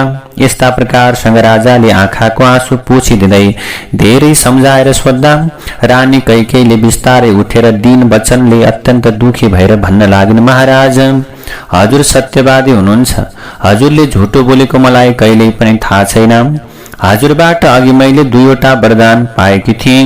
ती हजुरमा नासो रहन्, पछि मैले मागुला भनेर हजुरमै मैले नासो राखेकी हुँ। सो कुराको सम्झना रहेकै होला। आज म उनै प्रकारका वरदान माग्दछु, नयाँ कुरा केही पनि माग्दिन। ती 2वटा वर पाइन भने हजुरका अगाडि अहिले प्राण त्याग गरेर म मर्नेछु। पाउँछु भने 2 वरमा 1 वरले भरतलाई राज्य मिलोस्, दोस्रो चाहिँ वरले राम 14 वर्षसम्म वनवास गर्न भोलि नै जाउन्। अर्थात् रामले भोलि पाउने राज्य भरतले पाउन्। राम भोलिदेखि नै 14 वर्षसम्मको विदा लिएर वनमा जाउन्। कैकेयीको यो वज्र कठोर वाक्य सुन्दा वृद्ध महाराज दशरथको कलेजा काप्न थाल्यो। उनी एकाएक केराको खम्बा गिरे झैं जमिनमा गिरेर मूर्छा परे जमिनमा लडे। धेरै बेरपछि सचेत भएर कैकेयीलाई फेरि अनेक उपायले सम्झाउन लागे। सम्झाउँदा सम्झाउँदैमा रातभर बित्यो तैपनि कैकेयीले आफ्नो ढिपी छोडिनन्। तिनको त्यो हठलाई देख्दा राजालाई साह्रै असजिलो पर्यो। उनी किम कर्तव्य विमूढ भए। सहसा उनको मुखबाट एउटा वचन पनि निस्किन सकिन। अन्त्यमा धेरै विचार गरेर उनले कैकेयीलाई भने, प्रिय, मैले यसरी सम्झाउँदा पनि सम्झिनौ। तिम्रो यो हठी स्वभावले ठूलो अनिष्ट हुन आँट्यो। यसमा तिमी खुब विचार गरेर जे गर्नाले आफ्नो कल्याण हुन्छ त्यसै गर। धन्य महाराजको सत्यवादिता, जसले आफ्नो सत्य प्रतिज्ञा पालन गर्नका निमित्त प्राणभन्दा पनि प्यारा राम जस्ता छोरालाई त्याग गर्न कठिन सम्झनन्। तर प्रतिज्ञा भङ्ग होला भन्ने भयले त्यस्तो कठिन काम गर्न स्वीकार गरे तापनि शोक कसैले दबाउन नसकिने हुनाले महाराज फेरि शोकवश मूर्छित भएर जमिनमा गिरे। यस्तै तरहले त्यो रात पनि बित्यो। प्रातःकाल बिहानको समय भएपछि गत रात्रिको यो घटना थाहा नपाउने दुनियाँमा आज रामको राज्याभिषेक हुन्छ भन्ने हर्षले ती हिजोका कुरा थाहा पाएका मानिसहरू दुनियाँमा आज रामको अभिषेक हुँदैछ भनेर ठाउँ ठाउँमा बाजागाजा नाचगान भइरहेको थियो। त्यहाँ रामको स्वागतका निम्ति भव्य आयोजना भएको थियो। रामलाई गद्दीमा बसेको कहिले देखाउला भनेर सबैजना यता र उता हडबड साथ हिँड्न लागेका थिए। रामचन्द्र पनि बिहानको कर्मलाई समाप्त गरेर उत्तम प्रकारका वस्त्र र अलङ्कार पहिरेर राज तिलक लिने अपेक्षामा बस्नु भएको थियो। सीताजी पनि आज म बडा महारानी हुन्छु भन्ने खुसीका साथमा रामचन्द्रको सेवामा तत्पर हुनु भएको थियो। उता कौशल्या महारानी पनि आज मेरो प्राणभन्दा प्यारो छोरा रामले राजगद्दी पाउन आँटे, धन्य मेरो भाग्य भनेर आफ्नो प्रशंसा गर्न लाग्नु भएको थियो। मेरा प्यारा दाजु राजा भए भने आनन्दपूर्वक उनैको सेवा गरेर बस्न पाउला भनेर लक्ष्मण पनि अत्यन्त खुसी। परन्तु त्यही बेलामा खुसीको बदलामा रुनु पर्ला। घोडा र हात्तीको बदलामा पत्थरले खडबड परेका जमिनमा हिँड्नु पर्ला। सुखको बदलामा दुखै दुखको भोग गर्नु पर्ला, बहुमूल्य कपडाको बदलामा रुखको बोक्रा लाउनु पर्ला भन्ने कसैले सपनामा पनि सोचेका थिएनन्। यसो हुँदाहुँदै राज्याभिषेकको मुहुर्त पनि हुन लाग्यो। सुमन्त्र मन्त्री राजालाई सबै सामान ठिक भयो भन्ने सन्देश दिनका निम्ति दरबारभित्र गए। तर त्यहाँ त बेग्लै अवस्था भइसकेको हुनाले राजा विचेत अचेत भएर जमिनमा लडिरहेका थिए। त्यो देखेर सुमन्त्रका ओठमुख सुके। उनी आश्चर्यको साथमा कैकेयीसँग भन्दछन्, महारानी महारानी यो के भयो भन्दै सोध्न लागे। त त्यसको जवाफमा निर्लज्जा कैकेयीले भनिन्, हे सुमन्त्र, आज रामचन्द्रको राजतिलक हुन्छ भन्ने हर्षले महाराज रातभर जागा हुनुहुन्थ्यो। अहिले निन्द्रा परेछ। महाराजलाई जागा गराउनका निमित्त रामलाई लिएर यहाँ आऊ।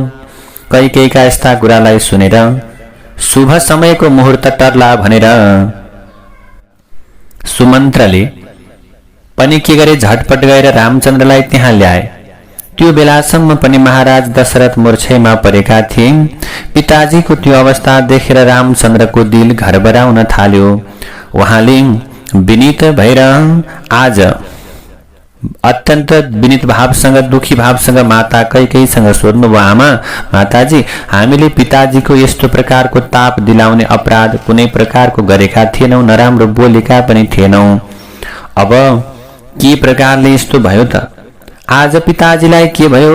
यदि भूल चुकबाट केही हुन गएको भए सो अपराधमा क्षमा दिलाएर पिताजीलाई उठाउनुहोस् माताजी। पिताजीलाई के भयो? अघि पछि मलाई देख्न साथ बडो प्यारो गरेर बोलाइ बक्सिन्थ्यो। आज उहाँका मुखारविन्दबाट एउटा वचन पनि निस्केन। आमा, पिताजीको यो दुःख मैले कसरी हेरौं, यसको कारण पनि मैले बुझ्न सकिन, आज्ञा गर्नुहोस् भनेर रामचन्द्रले कैकेयीलाई आग्रह गर्नुभयो। रामले यसरी शोक गरेको देखेर कैकेयीले भन्दछन्, बाबु, महाराजलाई केही पनि दुःख परेको छैन, उहाँलाई कसैसँग रिस उठेको पनि छैन, खाली एउटा कुराको चिन्ताले महाराजलाई ग्रस्त गरेको छ। त्यसैले अहिले यो अवस्थामा उहाँ पर्नु भएको हो। सो कुरा तिम्रा स्नेहले मुखबाट उच्चारण गर्न सक्नुहुन्न। तिमी पिताजीका अत्यन्त प्यारा छौ राम। यसका निमित्त जसरी हुन्छ उहाँको कष्ट हटाउने उपाय तिमीले गर्नुपर्छ। तिमी धर्मात्मा छौ, सत्य प्रतिज्ञा, पितृभक्त र मर्मवेदी छौ। त्यसैले पिताजीको कष्ट तिमीले अवश्य हटाउला भन्ने मलाई पुराका पुरा भरोसा छ बाबु। अब यो कुरा तिमीले सुन। यो कुरा तिमीले स्वीकार गर्छौ भने तिम्रा पिताको मनमा लागेको कुरा मैले तिमीलाई बताइदिन्छु, सुन।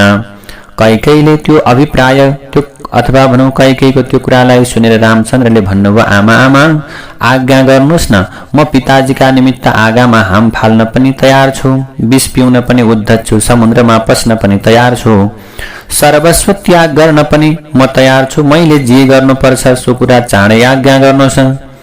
त रामचन्द्रको यस्तो प्रकारको भीष्म प्रतिज्ञा सुनेर कैकेयीको चित्त प्रसन्न भयो। आज उनले आन्तरिक हर्षका साथमा भनिन्, बाबु, तिम्रो पिताजीले अघि मलाई कुनै समयमा दुईवटा वरदान दिनुभएको थियो। त्यो बेला त्यो दुई वरको केही प्रयोजन नहुनाले अहिले दुवै हजुरमा राख्नुहोस्, पछि चाहिएको बेलामा माग्नेछु भनेर बिन्ती चढाएकी थिए।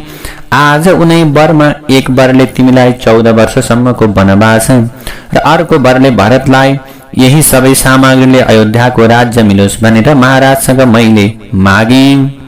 अब यो अवस्थामा महाराजको सत्यवादिता तिमीले पूरा गराउनु पर्यो बाबु, नत्र महाराजको सत्यवादितामा कलंक लाग्नेछ।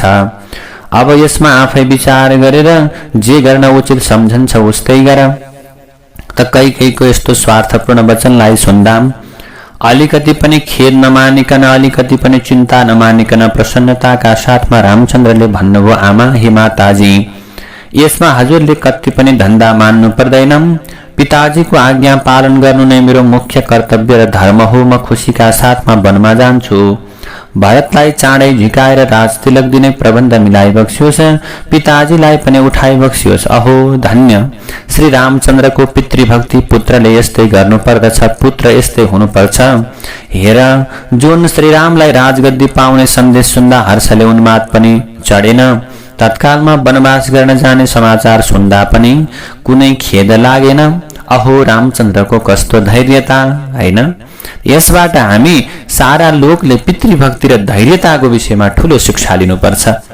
यस्ता प्रकारले कैकेयीको इच्छा पूर्ण गराएर पिताजीको मनको कष्ट छुटाएर श्री रामचन्द्र आफ्नै आमा कौशल्यासँग बिदा हुन जानुभयो। उहाँले पनि छोरा आएको देखेर काखमा राखेर भन्नुभयो, बाबु गद्दीमा बस्ने सायद कुन बेला छ त? के शुभ मुहूर्त आइपुगेको छैन बाबु? माताजीको यस्तो प्रकारको प्रेमपूर्वक वचनलाई सुनेर श्री रामचन्द्रले भन्नुभयो, आमा अब मैले राजगद्दीमा बस्ने संकल्पलाई छोडिदिएँ। उत्तम कपडाहरू पहिरनु, मखमलका गद्दीमा बस्नु र मिष्ठान्न भोजन इत्यादि राज उपचारका मैले पिताजीका अगाडि आज ती समस्त प्रकारका कुराहरू छोडेर 14 वर्षसम्मलाई वनवास जाने भन्ने प्रतिज्ञा गरेर आएँ आमा। पिताजीबाट भरतलाई राज्य र मलाई 14 वर्षसम्मको वनवास भन्ने कुरा भयो। अब मैले गद्दीमा बस्ने समय छैन, यसकारण म हजुरसँग विदा भएर दर्शन गरेर वनतिर जाउँ भनेर आएको आमा। प्रसन्नतापूर्वक मलाई चाँडै विदा दिनुहोस्। रामचन्द्रको यस्तो प्रकारको कुरा सुनेर महारानी आज कौशल्या मूर्छा परिन्। आफ्नो एकमात्र छोरा राम मात्रै थिए, उनलाई पनि वनमा एक्लै पठाउनु पर्यो।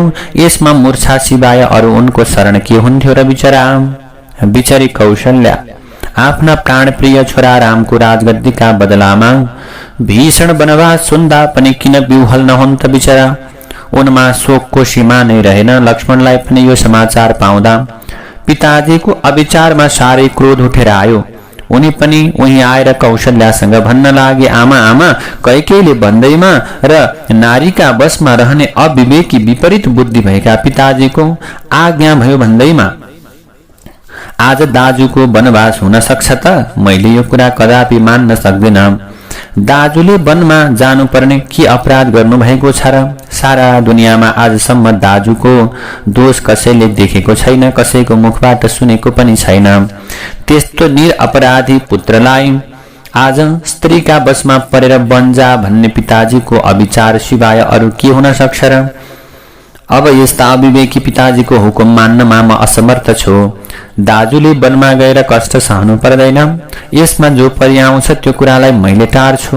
यसरी कौशल्यालाई आश्वासन दिएर आज लक्ष्मणले फेरि रामचन्द्रसँग भन्नुभयो, दाजु म पिताजीलाई बसमा दिन्छु, हजुर आफ्नो बन्दोबस्तमा रहनुहोस्। कैकेयीको पक्ष गरेर जो आउँछन् उनीहरूलाई संग्राममा मैले मार्नका निम्ति पनि म प्रस्तुत हुन सक्छु, त्यति क्षमता ममा छ। त्यसैले हजुरले यो बेलामा शान्तिको अवलम्बन गर्नु सर्वथा उचित छैन महाराज। दाजु राजकाजमा शान्त भएर कदापि काम चल्दैन। शान्ति भनेको त तपस्वी ब्राह्मणका निमित्त हो, राजाले शान्त हुनु हुँदैन। यो राज्यमा अहिले कैकेयीको हक कसरी पुग्न सक्छ ल भन्नुहोस् त? एक त हजुर जेठी रानीको जेठो छोरा हुनुहुन्छ, दोस्रो सबै भाइभन्दा पनि जेठा हुनुहुन्छ। फेरि हाम्रो कुल परम्पराले पनि ज्येष्ठले राज्य पाइरहेका छन्, पाउने परम्परा छ। यसैले पिताजीबाट भरतलाई राज्य मिल्यो भन्दैमा आफूले पनि उही कुराको अनुमोदन गरेर चुपचाप वनमा जानु सर्वथा योग्य छ। जसरी हुन्छ राजगद्दी हजुरले लिनुपर्छ दाजु भनेर रामचन्द्रलाई लक्ष्मणले भन्नुभयो। रामचन्द्रसँग यति भनेर कौशल्यातिर फर्केर लक्ष्मणले भन्नुभयो, आमा धन्दा नमान्नुहोस्, यो जगतमा दाजु सिवाय अरू मेरो प्रिय कोही पनि छैन। यसैका निमित्त म अहिले अनेक प्रकारका कुराहरू, अनेक प्रकारका उपद्रव मचाएर कैकेयीको आशालाई माटामा मिलाएर दाजुलाई नै राजगद्दी दिलाउँछु। मेरो अगाडि कोही पनि पर्न सक्ने छैनन्। लक्ष्मणका क्रोधयुक्त र वीर रसले पूर्ण भएका यी वचन सुनेर श्रीरामले भन्नुभयो, भाइ तिम्रो विचार ठीक हो, ममा तिम्रो ठुलो प्रेम छ, त्यो पनि म जान्दछु। तिमी जे भन्दछौ त्यो पनि म गर्न, आज तिमीले त्यो गर्न सक्दछौ। तर धर्म र अधर्म जान्नेले यस्तो कुरा गर्नु हुँदैन र हेर लक्ष्मण भनेर रामले भन्नुहुन्छ। मानिसले धर्मलाई केही गरे पनि छोड्नु हुँदैन बाबु। फेरि अरू धर्म भन्दा माता पिताको आज्ञा पालन गर्नु नै पुत्रको प्रधान धर्म छ। धर्म छोड्नाले पुत्र साह्रै अधर्मी कहलाउँछ बाबु। इत्यादि कुराले भाइलाई सम्झाएर रामचन्द्र फेरि आमासँग बिदा माग्न लाग्नुभयो। रामचन्द्रको वनमा जाने त्यो अभिप्रायलाई बुझेर लक्ष्मणलाई असह्य भयो। लक्ष्मणले भन्न लाग्नुभयो, दाजु निरपराध पुत्रलाई बिना अपराधले वनमा आज निक्लेर जा भन्ने अधर्मी पिताको दुष्ट वचनलाई पनि नाग्नु हुँदैन भन्ने यो प्रकारको हठ हजुरले किन गर्नुहुन्छ? जुन पिताका आज्ञाले अघिसम्म राज्य गर्नमा तत्पर हुनुहुन्थ्यो, अहिले उनै पिताजीले हजुरलाई वनमा जा भन्ने आज्ञा भइरहेको छ भने यसैबाट थाहा भयो कि पिताजीको बुद्धि ठेगानमा रहेनछ।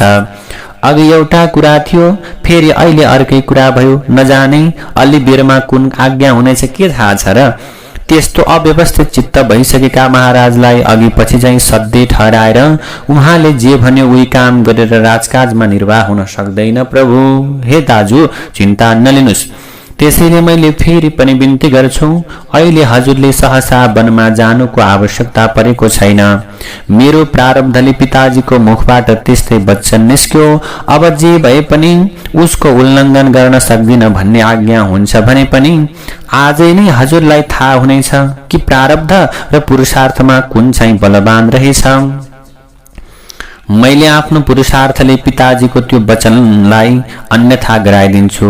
त्यो बेला कोही पनि अघि सर्न सक्ने छैनन्। फेरि प्राचीन राजाहरूको पद्धति पनि यस्तो छ कि आफू बुढो भएर वन जान्छन्, आफू भन्दा पछि राजा हुने छोरालाई कसैले वनमा पठाउँदैनन्। यो त उल्टो भयो। यो नीतिबाट पनि अहिले राज्य हजुरले पाउनुपर्छ। यो राज्यमा अरू कसैको पनि हक पुग्दैन दाजु। यी मेरा खाली हातहरू विडम्बना र खानपिनका निम्ति मात्र ईश्वरले दिनुभएको होइन। बैरीको ध्वस्त गराउनका निम्ति हातहरू हुन्। धनुर्बाण पनि ढाँचा देखाउनका निमित्त मैले भिरेको होइन दाजु, शत्रुको शिरलाई गिराउनका निम्ति लिएको हुँ। म छौन्जेल जगतमा हजुरसँग वैरभाव राख्ने कोही पनि छैन अथवा वैरभाव राख्न कोही सक्ने छैन। लक्ष्मण व्यर्थै फूर्ति मात्र देखाउँछन् भन्ने हजुरको मनमा होला। त्यो उसै बेला नजर हुनेछ जुन बेला हजुरले आज राज्य गर्दा ओइरी आउनेका रगतको खोला बगाउला। दाजु, पीर नगर्नुहोस्। कैकेयीको आशा टुटाउनु र दाजुलाई राजा बनाउनु, यिनी दुवै काममा आज मेरो बल र पुरुषार्थको परीक्षा हुनेछ। लक्ष्मणका यस्ता वीर तत्वले भरिएका वचनलाई सुनेर रामचन्द्र केही हाँसेर फेरि भन्न लाग्नुभयो, भाइ, तिमी शास्त्र मर्यादाको वास्तै नराखेर माता पिताको आज्ञा पालन गर्नु नै छोराको मुख्य धर्म हो भन्ने धर्मशास्त्रको वचनलाई पनि तिरस्कार गरेर खाली रिस र बलका कुरा गर्छौ। यो उचित होइन बाबु।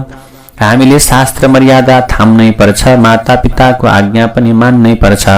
यसका निमित्त म सर्वथा बनैमा जान्छु। यसमा तिमीले ढिपी नगर बाबु। दाजुको त्यो अटल प्रकारको संकल्प देखेर लक्ष्मणले फेरि जोर गर्न सक्नु भएन।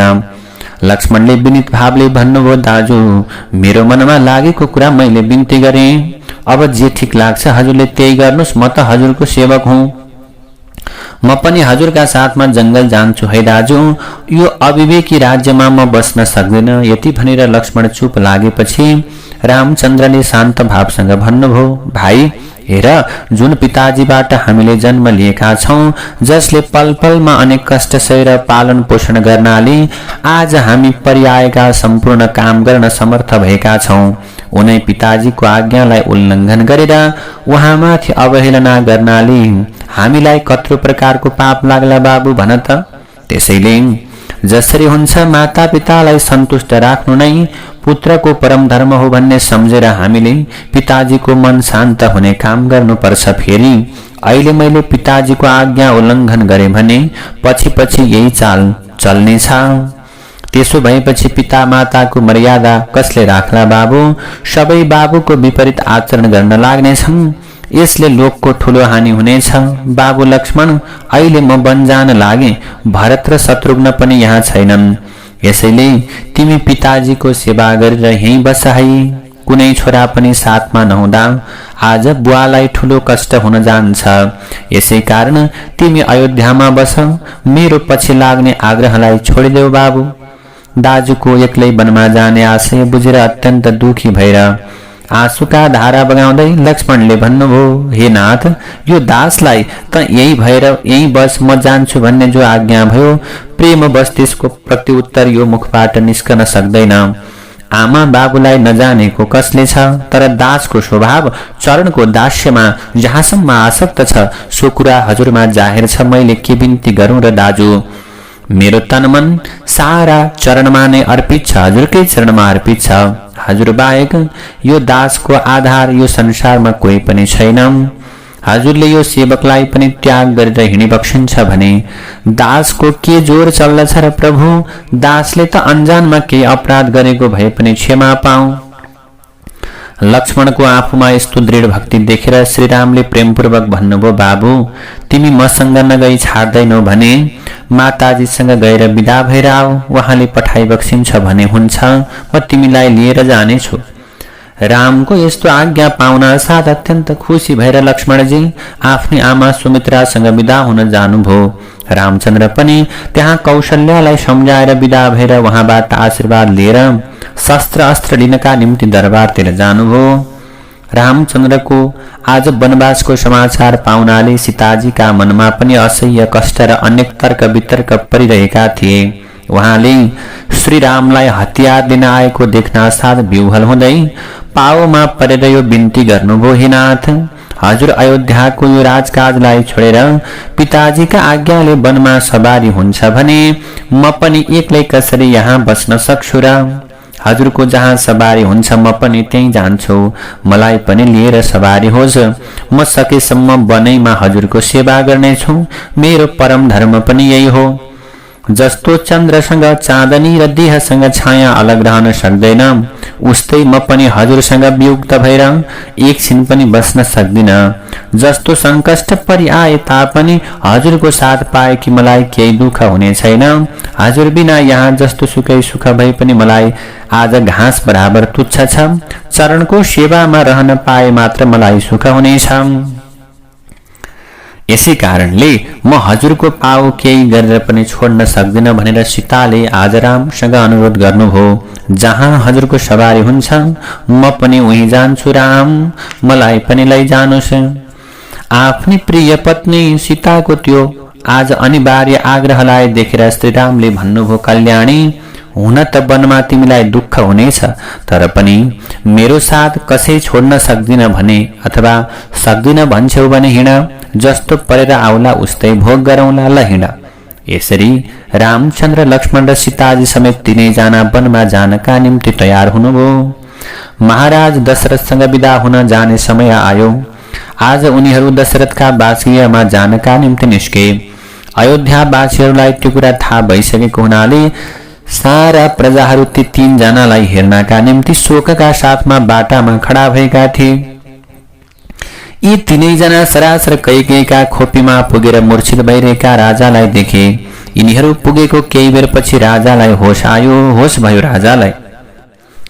राजाले आफ्नो अगाडि मुनिहरूको भेषलाई धारण गरेर वनमा जानका निम्ति तयार भएका आफ्ना दुई छोरा र एक बुहारीलाई देख्नुभयो।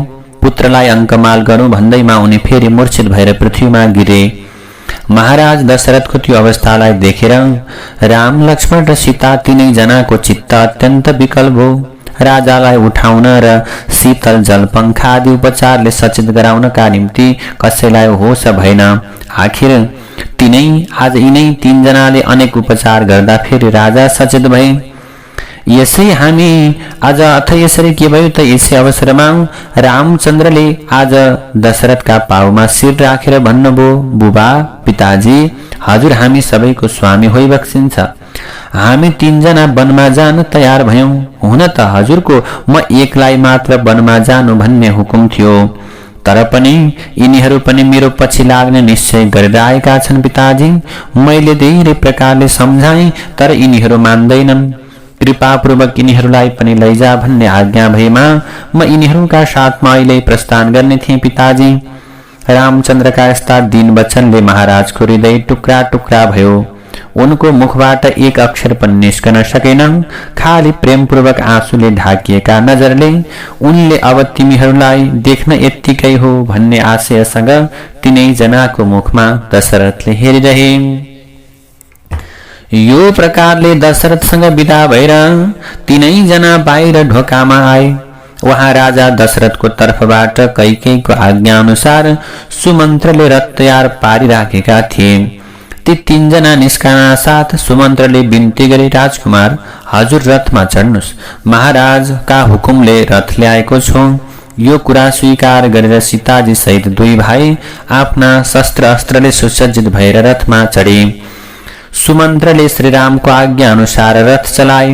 श्री रामचन्द्रको त्यो हिसाब अथवा त्यो हिसाबसँग वनमा सवारी भएको देखेर साराका सारा अयोध्यावासीहरू शोकका लागि अथवा शोकले गर्दा शोकको अश्रु अर्थात् आँखाबाट आँसु वृष्टि गर्न लागे। प्रजावत्सल राम पनि आफ्नो शोकले व्याकुल भएका ती पुरवासीहरूलाई आश्वासन दिँदै वनतिर लाग्नुभयो। त्यसै बेला साराका सारा दर्शकहरू रामको ठूलो प्रशंसा गर्दै भन्न लागे, अहो धन्य रामको पितृभक्ति, धन्य रामको धैर्यता, जसलाई राज्याभिषेकको हर्षले र वनवासको विषादले अलिकति पनि छुन सकेन। मानिसले यस्तै गर्नुपर्छ धन्य राम, हजुरको यो प्रभाव हामीले देख्यौं, यस्ता रामलाई नपाउने हाम्रै अभाग्य रहेछ। यति भन्दै अनेक तरहले खेद पनि गर्न लागे। पूर्वासी जनका यस्ता खेदका कुरा सुन्दै राम, सीता र लक्ष्मण शहरबाट बाहिर निस्के। अलि बेरपछि रथ अयोध्यावासीका नजरले नभेट्टाउने भयो। साराका सारा दुनियाँहरू हृदय शून्य गराएर आँसु पुज्दै आफ्ना आफ्ना घरमा फर्केर आए। धेरै प्रजाहरू पछि लागेका थिए, तर पनि उनीहरूलाई रामले अनेक प्रकारसँग सम्झाएर फर्काउनु भयो। रामचन्द्रका वियोगले सारा अयोध्या शोकाकुल र विशीर्ण देखिन्थ्यो। रामचन्द्र, लक्ष्मण र सीता तीनैजना सुमन्त्रले हाँकेका रथमा बसेर जाँदा जाँदा सन्ध्या समयमा गंगाजीका किनारमा पुगे। वहाँ रथबाट उत्रेर सायम कृत्य गरेर उनीहरू केवल जल मात्र पिएर त्यही किनारको एक वटवृक्ष मुनि बास बस्न थाले। रामचन्द्र आउनु भएको थाहा पाएर त्यो ठाउँमा रजौटा भिल्लका राजा गृहजी रामचन्द्रको सत्कारका निम्ति अनेक प्रकारका नजरानाहरू लिएर उपस्थित भए। उनले श्रीरामलाई रुखमुनि बसेको देखेर बिन्ती गरे, राजकुमार, वहाँ मेरो घर छँदैछ, हजुरहरू यो वृक्ष मुनि कहाँ बस्ने हो र? यहाँ बस्नु हुँदैन। कृपा गरेर सवारी भएमा मेरो घर पवित्र गराउनुहोस् प्रभु, हजुरहरूलाई कष्ट हुने छैन, यो कष्ट सहनु हुँदैन हजुरहरू त भनेर आग्रह गर्छन्। आज गुहको विनीत निवेदन सुनेर श्री रामले उनीसँग भन्नुभयो, हे भिल्लराज, म पिताजीको आज्ञाले वनमा जान भनिरहेको हुँ। अहिले गाउँमा अथवा शहरमा जानु, उत्तम भोजन गर्नु, उत्तम प्रकारका कपडा पहिरनु इत्यादि यी प्रकारका भोगहरू गर्नु मलाई ठिक छैन, यसमा खेद नमान। यस्तो भनेर रामले गुहका नजराना स्पर्श मात्रै गरेर उनीद्वारा वरको दूध मगाएर जटा बाँध्नुभयो। रात परेपछि उहाँले कुशशय्याको आश्रय लिनुभयो। लक्ष्मण पनि दाजु भाउजूको रक्षाका निमित्त अलिकति पर गएर सुमन्त्रको साथमा पहरा दिएर बसे। उनी त्यसरी एक पहरदार सिपाही झैं बसेको देखेर गुहका राजा आज गुहराजले भन्दछन् ती भिल्लराजले, हे राजकुमार लक्ष्मण, दाजु भाउजूको आज सुख सलाथमा उहाँहरू आनन्दसँग बसिसकेपछि निदाइसकेपछि हजुरले किन सुरक्षा दिन पर्यो र? म पहरा बस्छु, बरु मैले सुरक्षा दिन्छु, हजुर चाहिँ मेरो घरमा गएर पलङमा आराम लिनुहोस्। आज ती महाराजको वचनलाई सुनेर लक्ष्मणले भने, हे गुहजी, हजुरले भन्नुभएको ठिकै हो, तर पिता तुल्य पितृतुल्य दाजु जमिनमा सुत्ने, उहाँको दास म कसरी पलङमा गएर सुतौं? यो मेरो कर्तव्य होइन। तपाईले देखाएको सौजन्यले नै हामी प्रसन्न छौं, अरू कुरामा परिश्रम गर्नु पर्दैन, हजुर घरमा जानुहोस्, म आफ्नो काममा रहन्छु। यति भनेर लक्ष्मणले ती गुहलाई विदाई गरे, ती भिल्लराजलाई विदाई गरे। अब श्री लक्ष्मणजीले गुहलाई अथवा भिल्लराजलाई विदाई गरिसकेपछि प्रातःकाल भयो। बिहानको समय भएपछि सुमन्त्रलाई बोलाएर रामचन्द्रले भन्नुभयो, हे सुमन्त्र, हे मन्त्री, अब चाहिँ तिमी यो रथलाई लिएर अयोध्यातर्फ फर्क, यहीँसम्म जानु भनेर पिताजीले तिमीलाई आग्रह अथवा त्यो प्रकारको आज्ञा गर्नु भएको थियो। हामी यहाँबाट पैदल जान्छौं। तिमी अयोध्यामा पुगेपछि आमा कैकेयीलाई राम वनवासमा गए भन्ने पुरा पत्यार हुनेछ। पिताजीलाई पनि छोराहरू आराम साथ फलानु ठाउँमा पुगे भन्ने समाचार तिमीले बिन्ती गर्नु।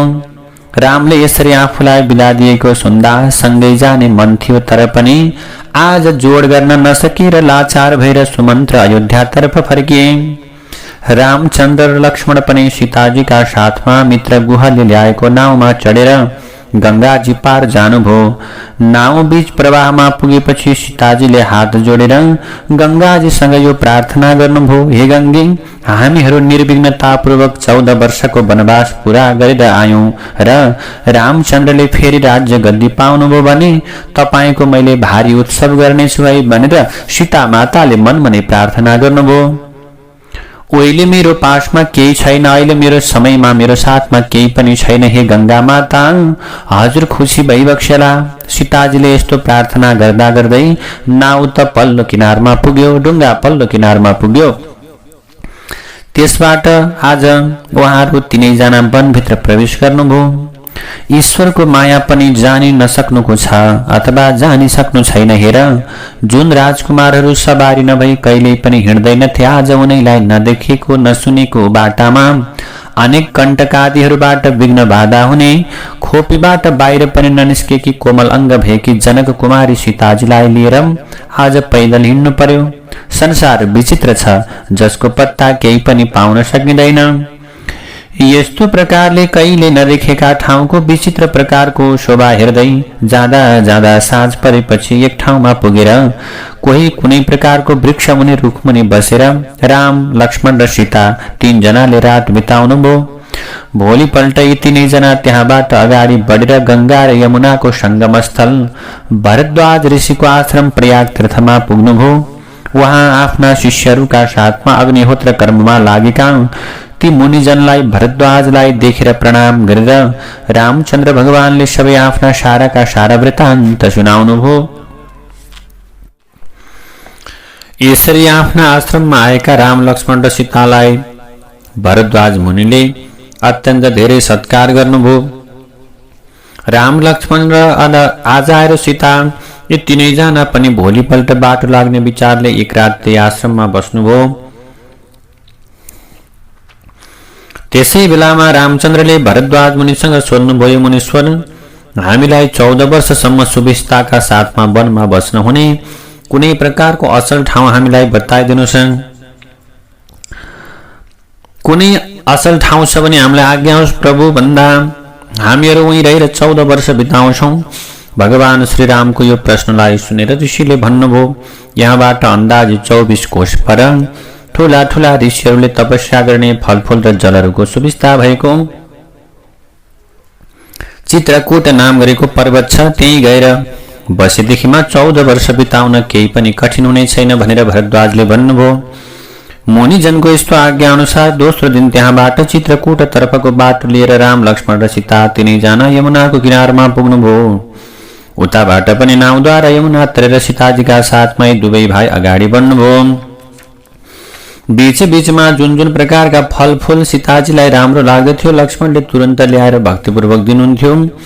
यसरी जाँदा जाँदा वाल्मीकिका आश्रममा पुगेर यी तीनजनाले भक्ति र विनयपूर्वक ऋषिलाई प्रणाम गर्नुभयो। ऋषिले पनि आफूले सकेसम्म यी तीनजनाको सत्कार गर्नुभयो। केही बेर सुस्ताइसकेपछि भगवान श्रीरामले हामीहरूलाई बस्ने सुविस्ताको ठाउँ कहाँ होला भनेर वाल्मीकिसँग सोध्नुभयो।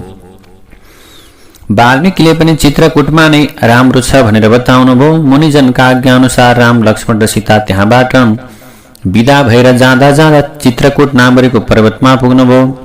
वहाँ केही बेर यताउति घुमफिर गर्दा फलफूल, जल इत्यादिको सुविस्ता हुन अथवा हुने केही प्रकारको उत्तम ठाउँ खोजेर त्यही एउटा कुटी बनाएर उहाँहरू आनन्दपूर्वक बस्न लाग्नुभयो। उता श्री रामचन्द्रसँग विदा भएर रथ लिएर शोकविह्वल हुँदै फर्केका सुमन्त्र सारथी अयोध्यातिर लागे। सुमन्त्र सारथी सहित अयोध्यातर्फ लागे। उनी केही दिन बाँकी छँदैमा अयोध्याका समीपमा पुगेका थिए, तर पनि सजिलै सहरभित्र उनी प्रवेश गर्न सकेनन्। आज दिन छँदासम्म बिचैमा बसेर सन्ध्या भएपछि उनी सहरमा पसे। कारण चाहिँ के हो भने दिनैमा जाँदा हजारौं पूर्ववासीहरूले आफूलाई देख्लान्, रामका विषयमा यो के उपद्रव उठेको भनेर सोध्लान्, शोकातुर भएर रोलान्। ती सबैलाई मैले के जवाफ दिउँला, कसरी बुझाउँला भन्ने इत्यादि कुराले आज उनको मनमा अत्यन्त चिन्ता परिरहेको थियो। यसै कारण उनी कसैले नदेख्ने गरेर रात परेपछि सहरभित्र पसे। रथको शब्द सुन्दैमा अब सुमन्त्र फर्केर आए। श्रीरामहरूको के हाल खबर बताउँछन् भन्ने उत्सुकताले राजा दशरथ र कौशल्य आदि महारानीहरू ढोकामा आएर बसेका थिए। उनीहरूलाई ढोकामा देख्न साथ झटपट रथबाट उनी सुमन्त्रले राजालाई प्रणाम गरेर ती रथबाट ओर्लेर सुमन्त्र नाम गरेका ती मन्त्रीले राजालाई प्रणाम गरे। उनले हात जोडेर समाचार बताउनका निमित्त बोल्न आँटेका थिए। उसै बेला रामचन्द्र रहित भएको रथ देख्दा महाराज दशरथ शोकले मूर्छित भएर जमिनमा लडे। साथै महारानी र अरू राज परिवारहरू पनि हाराम हाराम हाराम हासिते भन्दै विलाप गर्न थाले। राजालाई मूर्छित भएको देख्दा मन्त्रीहरूले उठाएर कौशल्याका खोपीमा लगे र अत्यन्त शीतोपचार गराए। होस आइसकेपछि बरबर आँसु खसाल्दै सुमन्त्रको मुखतिर हेरेर महाराजले यी कुरा सोधे। सुमन्त्र महात्मा, हे सुमन्त्र, ती महात्मा पितृभक्त राम कहाँ छन्? गुरुभक्त भ्रातृभक्त लक्ष्मणको के हाल खबर छ? प्रिय बधु जनक नन्दिनी आज ती सीता कहाँ छिन्? उनीहरू कुन रीतले कहाँ गए? मलाई के भन्थे? उनीहरूले दुःख मानेका थिए कि? यो सबै कुरा विस्तार गरेर भन। यस्तो राजाको आज्ञा सुनेर सुमन्त्रले पनि बराबर अश्रुधाराको वृष्टि गरेर बीच बीचमा शोकले रोकिँदै रामचन्द्र सुविस्ताका साथमा गंगाजीका किनारसम्म पुगेको हाल खबर जाहेर गरे। यति समाचार बिन्ती गरेर सुमन्त्र निस्केपछि त्यहाँ आज त्यस रातभर महाराज राम लक्ष्मण र सीताजीको असह्य शोकले गर्दा निन्द्रा परेन। कौशल्याले पनि हुनेसम्म राजालाई निन्द्रा परोस् भनेर अनेक उपाय गरिन्, तर उनको चित्त साह्रै विकल भएको हुनाले त्यो सबै व्यर्थ भयो। शोक विह्वल राजाले विचार गरे कि अब मेरो चित्त केही गरे पनि शान्त हुँदैन, यसै शोकद्वारा मेरो प्राण जानेछ। यस्तो विचार गरेर कौशल्यालाई राजाले भने, महारानी, तिम्रो र मेरो आजसम्म यो सँगै बस्ने सहवास आजसम्म रहेछ। अब म यो देहलाई त्याग गर्छु, कारण अघि मैले अनजानमा एउटा तपस्वी पुत्रलाई मारेथे। उस बेला ती तपस्वीले छोरा मरेको उद्वेगले यही श्राप दिएका थिए कि जसरी तिमीले हाम्रो एका मात्र आधार भएको छोरालाई मारेर हामीलाई पुत्र शोकमा डुबायौ, उसै गरेर तिमीले पनि पुत्र शोकमा डुबेर प्राण त्याग गर्नुपर्नेछ। यसैले आज मलाई पनि ठूलो पुत्र शोक परेको छ। अब सो श्रापको प्रभावले मेरो प्राण जाने बेला भयो। अहिले मेरो शरीरमा अत्यन्त पीडा भएको छ, बोल्ने सामर्थ्य पनि छैन। यस्ता कुरा गर्दा गर्दै राजाको वचन रोकियो। उनी प्रारब्ध कर्मको अन्त्य भइसकेका हुनाले यो असार संसारलाई छोडेर परलोकमा अतिथि भई परलोकका निम्ति गमन गरे। राजा दशरथको देहान्त भइसके पछाडि मन्त्रीहरू र गुरु वशिष्ठका सल्लाहले राजाको अन्त्यक्रिया गराउनलाई भरत शत्रुघ्नलाई ल्याउनका निमित्त दूतहरू केकयद नाम गरेको देशतर्फ गए। तिनीहरू पुग्ने भन्दा अघिल्लै दिनदेखि भरतले पनि धेरै दुस्वप्न, नराम्रा सपनाहरू अथवा अपशकुनहरू देख्दै आएका थिए।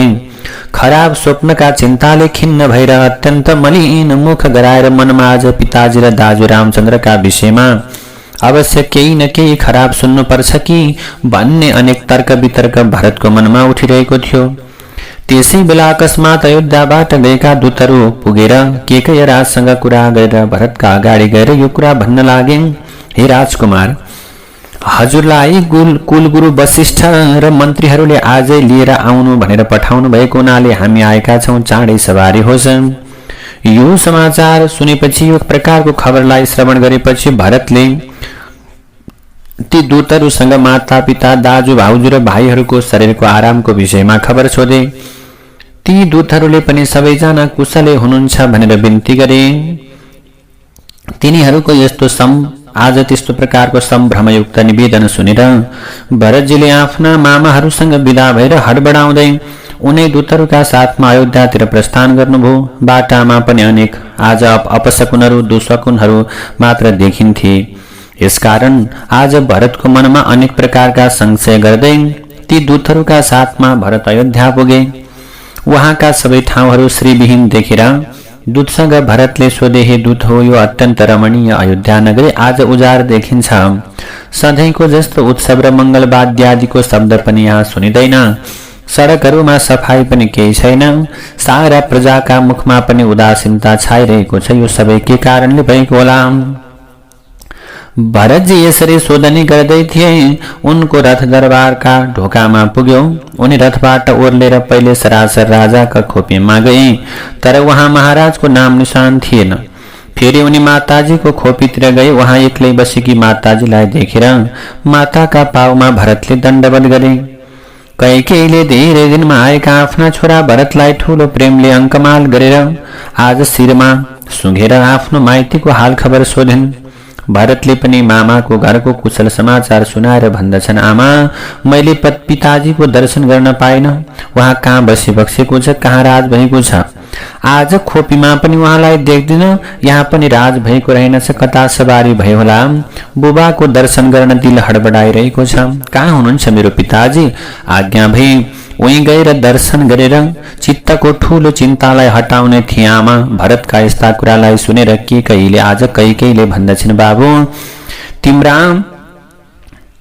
पिताजीको उही सवार भयो, जहाँ एक फेरा अवश्य सबैले जानुपर्छ। यति भनेर उनले दशरथले प्राण त्याग गरेको साराका सारा वृत्तान्त सुनाइन्। माताको मुखबाट आफ्ना पिताजीको परलोकवासको खबर सुनेर भरतको मुटु फुटेर आयो। आज उनलाई भक्कानु छुट्यो। उनी शोकले मूर्छित भएर जमिनमा गिरे। धेरै बेरपछि होस पाएर उठेर उनी यसरी अनेक तरहले विलाप गर्न लागे। अब यसरी भरतले विलाप गर्दै भन्दछन्, हा पिताजी, हे पिताजी, हजुरले अस्ति मात्रै दाजैज्यूको दाजु रामचन्द्रलाई राजगद्दी दिएर आफू चाहिँ वानप्रस्थ आश्रममा गएर म ईश्वरको भजन गर्दछु। तिमी त्यो उत्सवका निम्ति चाँडै आइपुगे भन्ने समाचार पठाइबक्सेको थियो। आज त्यो उत्सवको बदलामा मेरो दुर्भाग्यले यस्तो खराब प्रकारको समाचार सुन्नु पर्यो। म त बडो अभागी रहेछु। हजुरको प्राण जाने 2 घडी अगाडि मात्र आइपुगेको भए पनि केही प्रिय वचन सुन्न पाउने थिए। दाजुज्यू कुनै भाग्यवान हुनुहुँदो रहेछ। उहाँले छोरो भइकन अन्त्यकालमा पिताजीको सेवा गर्न पाउनुभयो। संसारमा पुत्र भएर जन्मिकन पनि पितृ सेवा मेरो हातबाट हुन पाएन। मेरो दुर्भाग्यलाई धिक्कार छ। छोरो भएको पनि व्यर्थ भयो। हे दैव, मलाई यो शोक सागरमा डुबाएर पिताजीलाई हरेर लैजानु यो कस्तो निष्ठुरता हो तिम्रो। अब मैले के गरौँ, कहाँ जाऊँ? भरत धेरै बेरसम्म यस्तो विलाप गर्दै बेहोस भए। केही बेरपछि उठेर फेरि आमासँग सोध्न लागे, माताजी बुबाको स्वर्गवास भयो तापनि मेरा पितृतुल्य दाजु रामचन्द्र फेरि कहाँ हुनुहुन्छ त? अब उहाँको दर्शन गरेर यो चित्तलाई शान्त गराउन चाहन्छु। आमा आज्ञा गर्नुहोस्, दाजु कहाँ हुनुहुन्छ? म उहाँको दर्शन गर्न चाहन्छु।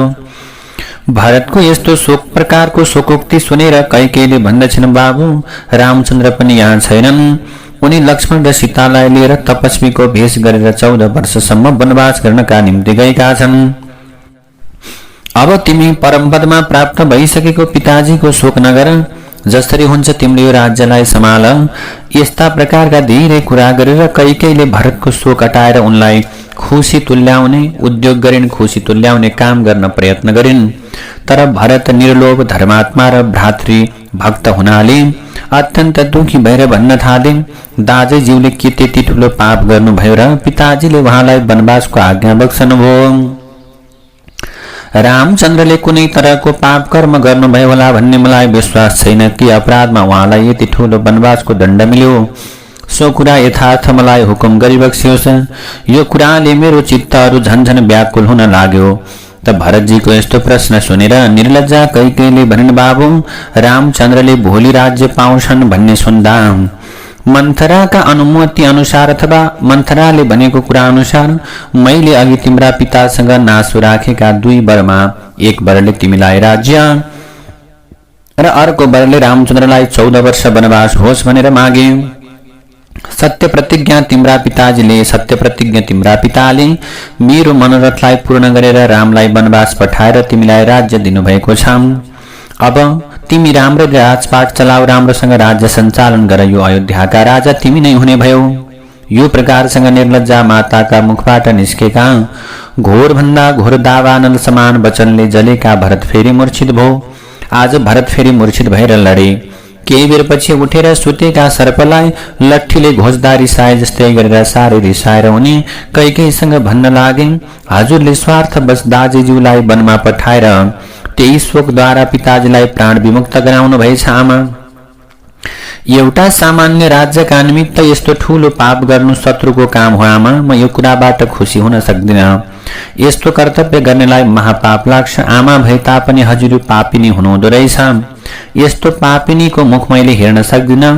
हजुरको इच्छा पूरा गरेर राजा हुन त परेर होस्। दाजैलाई ल्याएर, दाजु रामचन्द्रलाई ल्याएर राजा बनाएर आफू दास भएर उहाँको सेवा गर्दछु। यो अन्यायले म त के सारा अयोध्या त दुखित भएको छ भने हे आमा, अब यो पापको प्रायश्चित्त मैले कताबाट गराउनु? अवश्य नरकको भोग गर्नुपर्ने भयो हो। मेरो प्रारब्धमा कस्तो लेखेको रहेछ। यस्तै अपराधिनी, चाण्डाल्नी र निर्बुद्धि आमाको गर्भबाट मैले जन्मिनु व्यर्थ हो। अरू के भन्नु र मातृहत्या गरौँ भने रामचन्द्रलाई मन पर्ने छैन। अब मेरो कर्तव्य यही हो कि यस्तै कुकर्मी, भ्रष्टा, निर्लज्जा भएकी तिम्रो मुख हेर्न सक्दिन। भरतजीका यस्ता प्रकारले आमाको निन्दाका साथमा अत्यन्त शोक गर्दै थिए। भरतजी यस्तै अवसरमा गहना पोसाकले अत्यन्त सजिएर अब त काम पूरा भयो भन्ने विचारले खुसी हुँदै मन्थरा त्यही आइपुगे।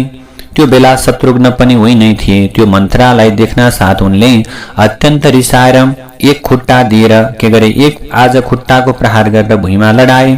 तैपनि रिस नमर्दा उनले यति विघ्न उठाउने तै चाण्डाल्ने होइनस् भन्दै कपालमा समातेर पिड्दै त्यो उसलाई के गरेर आज उसलाई अत्यन्त विह्वल बनाएर छोडिदिए। केही बेरपछि दुवै भाइ शोक सन्तप्ता कौशल्या र सुमित्रालाई आश्वासन गर्नका निम्ति गए। ती भरत र शत्रुघ्न वहाँ पुगेर दुवै भाइ, दुवै माता कौशल्या अनि त्यस पछाडि आज शोकले व्याकुल हुँदै कौशल्याका पाउने र गएर बसे। कौशल्याले पनि दुई भाइलाई अङ्कमाल गरेर आफ्ना वनवासी छोरालाई सम्झेर शोकका आँसु बगाउँदै भरतसँग भन्न लागिन्, बाबु, तिम्री माताजीले तिमीलाई ठूलो कष्टसँग अयोध्याका राज्य, आज अयोध्याको यो राज्य पिताजीबाट दिलाएकी छन् तिम्री आमाले। यो कुरा सुन्दा तिमीलाई पनि खुसी भयो होला बाबु। अब तिमी निर्धक्क भएर राज्य गर। तर एउटा सानो राज्यका निमित्त तिम्री आमाले हामीहरूलाई आज यस्तो प्रकारको विवत्सा गाई झैं गराउन उचित थिएन। हाम्रा छोरालाई वनमा नपठाई राज्य मात्र मागेको भए पनि कसले रोक्ने थियो र बाबु? हाम्रा छोरालाई वनवास पठाउनमा उनलाई विशेष के त्यस्तो प्रकारको लाभ रहेछ सो हामीले जान्दैनौं। जे हुने भइगयो। अब हामीलाई रामचन्द्रका साथमा वनमा जान बिदा देऊ बाबु। तिमी नआउन्जेल बसेका थियौ, अब हामी हुँ जान्छौं, तिमीले पुर्याइदेऊ। यति गरेर आनन्दपूर्वक तिमीले राज्यको भोग गर। कौशल्याले यस्तो भनेको सुन्दा मनमा अत्यन्त दुखी भएर भरतले आज कौशल्याको पाउमा परेर आज दण्डवत प्रणाम गरेर भन्दछन्, मुमा, मेरो दाजुमा जस्तो प्रेम छ, दाजुबाट मलाई त्यस्तो प्यारो गर्नुहुन्छ सो कुरा हजुरमा पनि थाहा नै छ। मैले दाइलाई कति माया गर्छु, कति प्रेम गर्छु, कति स्नेह गर्छु र दाइले मलाई कति स्नेह गर्नुहुन्छ हजुरलाई थाहा छ। अब यो राज्यका कुरामा मेरो सर्वथा केही दोष छैन। यदि मेरो तर्फबाट यो कुरा भएको रहेछ भने मलाई जन्मभर पढे पनि विद्या नआओस्। मैले चाण्डालको नोकर भएर गरेको को हत्याको पाप भोग गर्नु परोस्। माता पिता आदि गुरुजनको अपमान गर्नाले हुने पाप मलाई लागोस्। आमा, प्रतिज्ञा पूरा नगर्ने, स्त्री पुत्र आदि बाल वृद्धादिलाई नदिई आफू मात्रै मिठो वस्तु खानेलाई जो पाप लाग्दछ सो पाप मलाई लागोस्। आमा, यदि मैले यो गरेको रहेछु भने लडाईमा मेरो कहिल्यै जित नहोस्। मलाई सधैँ बैरीसँग दबेर बस्नु परोस्। अधर्मी जुवाडी यज्ञमा विघ्न गर्ने र तिर्खा लागेकालाई जल नदिनेहरूको जुन गति हुन्छ त्यही मेरो गति होस्। आमा, यति भन्दै भरत फेरि मूर्छित भएर जमिनमा गिरे। तिनको त्यो अवस्थालाई देखेर कौशल्याले भरतलाई उठाएर भनिन्, बाबु, तिमीले यस्तो प्रकारको कसम शपथ खानु पर्दैन। तिमी सच्चा छौ, थाहा छ। यो कुरामा तिम्रो केही पनि दोष छैन। अहिले हामीलाई श्रीरामको अवस्थामा भन्दा तिम्रो यो आकुल अवस्थामा धेरै शोक हुन लागेको छ बाबु। तिमी सर्वथा धर्मात्मा छौ, धर्म छोडेका पनि छैनौ बाबु। ईश्वरले तिम्रो कल्याण अवश्य गर्नेछन्। कौशल्याले यसरी सम्झाउँदा भरतको शोकाग्निको ज्वाला केही शमन भयो। उनले मन्त्री र गुरु वशिष्ठका आज्ञा अनुसार तैल द्रोणी तेल राखिएको नाउँमा रहेका राजा दशरथको संस्कार आदि कर्म गरे। सो सकिएपछि वशिष्ठ आदि सबैजनाले भरतजीलाई अब राज तिलक लिनुपर्छ, पिताको हुकुम यस्तै छ भन्ने कुरा सम्झाए। आज दाजुका भक्त, दाजुभाइका भक्त र कुल स्थिति जान्ने बुद्धिमान भरत त्यो कुरामा सहमत भएनन्। उनले जवाफ दिए, हाम्रो कुलमा जेठो दाजु छँदा छँदै धर्मशास्त्रका वचनले अथवा अरू कुनै तरहबाट पनि भाइलाई राज्यको अधिकार छैन हेर मन्त्रीहरू। यसका निमित्त मलाई यो कुरामा आज तिमीहरूले धेरै उत्सुक बनाइरहनु, यो कुरामा धेरै पेल्नु अथवा भनौँ धेरै उत्साह गराइरहनु पर्दैन। दाजैज्यूलाई नै वनबाट ल्याएर यो राज्यको राजगद्दीमा मैले राख्छु, आफू उहाँको दास भएर सेवा गर्छु। कदाचित दाजु फर्किनु भएन भने म पनि उहाँकै पछि लाग्दछु, यो निन्दित राज्य मैले गर्दिन। यति भनेर भरत वनैमा जानका निम्ति तयार भए।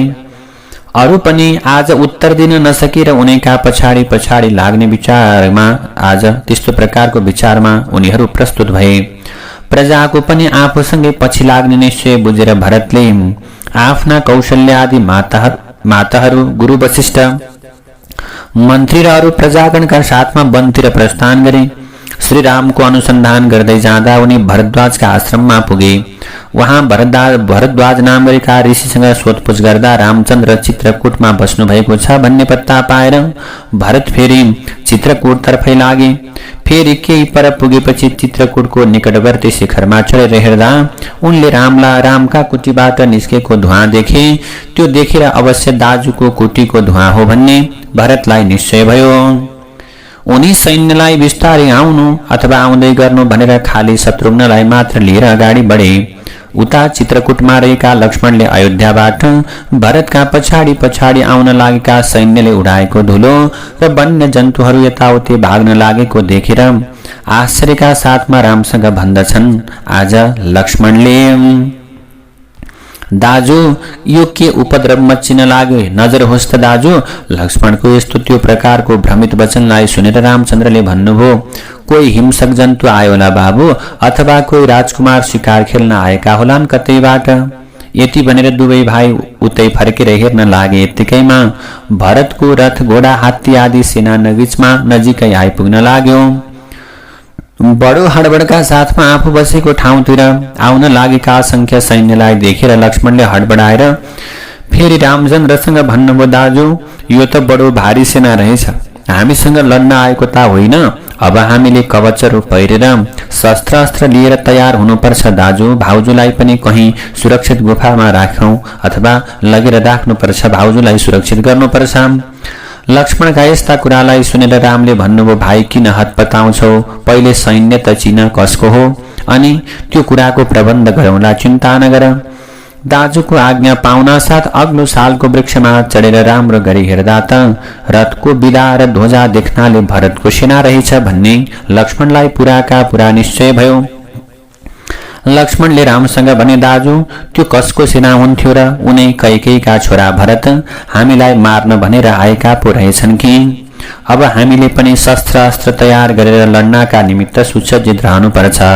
लडाई पर्यो भने भरत यताबाट उम्केर जान नपाउन्। उनीलाई मारेपछि कोही यस्तो प्रबन्ध गर्नुपर्छ जसमा राज्य हाम्रो हातमा आओस्। कदाचित उनका मातृपक्षबाट कोही उठेर आए भने उनीहरूलाई पनि छोड्नु हुने छैन दाजु। राज्यका लोभले आएका अरू पनि कैकेयी पक्षका सारा जनलाई बाँकी राख्नु हुँदैन।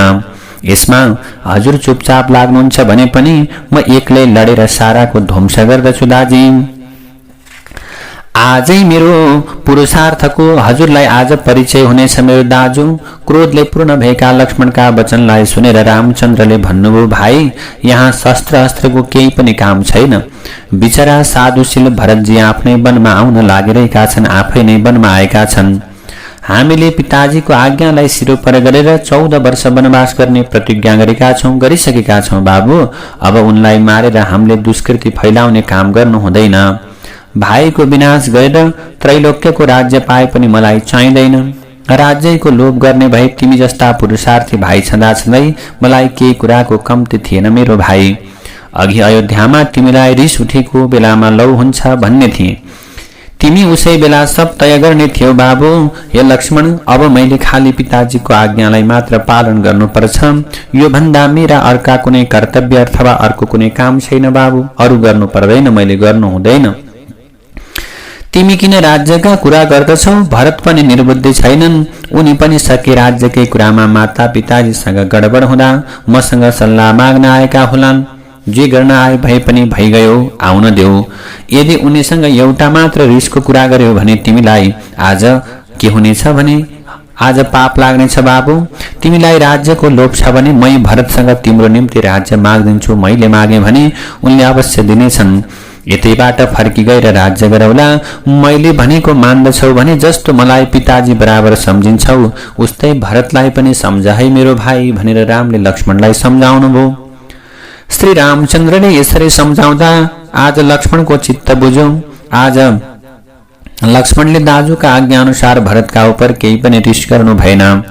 आफ्ना कुराले आफै लज्जित भएर चुपचाप लागेर बस्नुभयो। केही बेरपछि गुरु वशिष्ठ मन्त्री आमाहरू र अरू सैन्यलाई पछि छोडेर भरतजी पनि आइपुग्नु भयो। बोक्राहरू पहिरेर तपस्वीको भेषमा रहेका दाजु रामचन्द्रलाई देखेर आज भरतको मन अत्यन्त खिन्न भयो। उनी त्यही उद्वेगको आज त्यो त्यही बसेर उद्वेगले बेहोस भएर दाजुका पाउमा गिरे। रामचन्द्रले पनि प्रेमपूर्वक उनलाई उठाउनु भयो। उठेपछि उनले हात जोडेर बिन्ती गरे, दाजु जसका शरीरमा उत्तम वस्त्र भूषणहरू र केशर आदि सुगन्धित द्रव्यले शोभा पाउँदथे, आज लोकपूज्य उही हजुरको शरीरमा मेरो निम्ति बोक्रा र जमिनका रचकण परिरहेका छन्। मेरो जीवनलाई धिक्कार छ मेरो दाजु। मेरो निमित्त हजुरले यो कष्ट सहनु पर्यो, मलाई धिक्कार छ। यस्तो विलाप गर्दा गर्दै भरत फेरि मूर्छा परेर जमिनमा गिरे। भगवान श्रीरामले फेरि उनलाई झटपट तत्कालै प्रेमपूर्वक उठाएर अङ्कमाल गरेर धेरै सम्झाउनु भयो। शत्रुघ्नले पनि दाजुका पाउमा दण्डवत गरे। केही बेरपछि गुरु वशिष्ठ कौशल्य आदि महारानीहरू र मन्त्रीहरू पनि आइपुगे। पारस्परिक कुशल प्रश्नको अनन्तर श्री रामचन्द्रले भरतलाई भन्नुभयो, भाइ तिमी मावलैमा थियौ र म यता आएथे। धेरै दिन देख्न नपाएको हुनाले तिम्रो अनुहार बेग्लै जस्तो भएछ। अयोध्याबाट यसरी सरासर तिमी आएको देख्दा मलाई शङ्का पनि लाग्छ। पिताजीले तिमीलाई यहाँ आउन कसरी आज्ञा दिनुभयो, आज्ञा दिनुभयो बाबु? पिताजीको जीवनमा केही अनिष्ट भएको त छैन? अथवा हे भरत, पिताजीको जीवनमा कुनै त्यस्तो समस्या भएको छ कि? बाबु भरत, अयोध्याको हाल खबर कस्तो छ? तिमी गुरुजनको सेवा राम्रा तरहले गर्दै त छौ नि? तिमीले शस्त्र अस्त्र विद्या र नीति जान्ने सुधनबाजीलाई प्रसन्न राखेका छौ कि छैनौ? रामले प्रश्न गर्नुहुन्छ। सबैभन्दा पहिले राज्यको चिन्ता गर्नुभयो, पिताजीको माताजीको चिन्ता गर्नुभयो। काम गर्नुभन्दा पहिले तिम्रो मनमा उठेको कुरा शत्रुले थाहा त पाउँदैनन् नि बाबु। सेनापतिलाई प्रसन्न राख्नु, फौजलाई समय समयमा जागिर दिनु, दुनियाँलाई आफ्ना चालचलनले राजखुसी राख्नु, चोरहरूबाट डाकुहरूबाट प्रजाको रक्षा गर्नु, मिष्टान्नहरू सबैलाई बाँडी खानु इत्यादि काम तिमीले गरेका छौ कि छैनौ?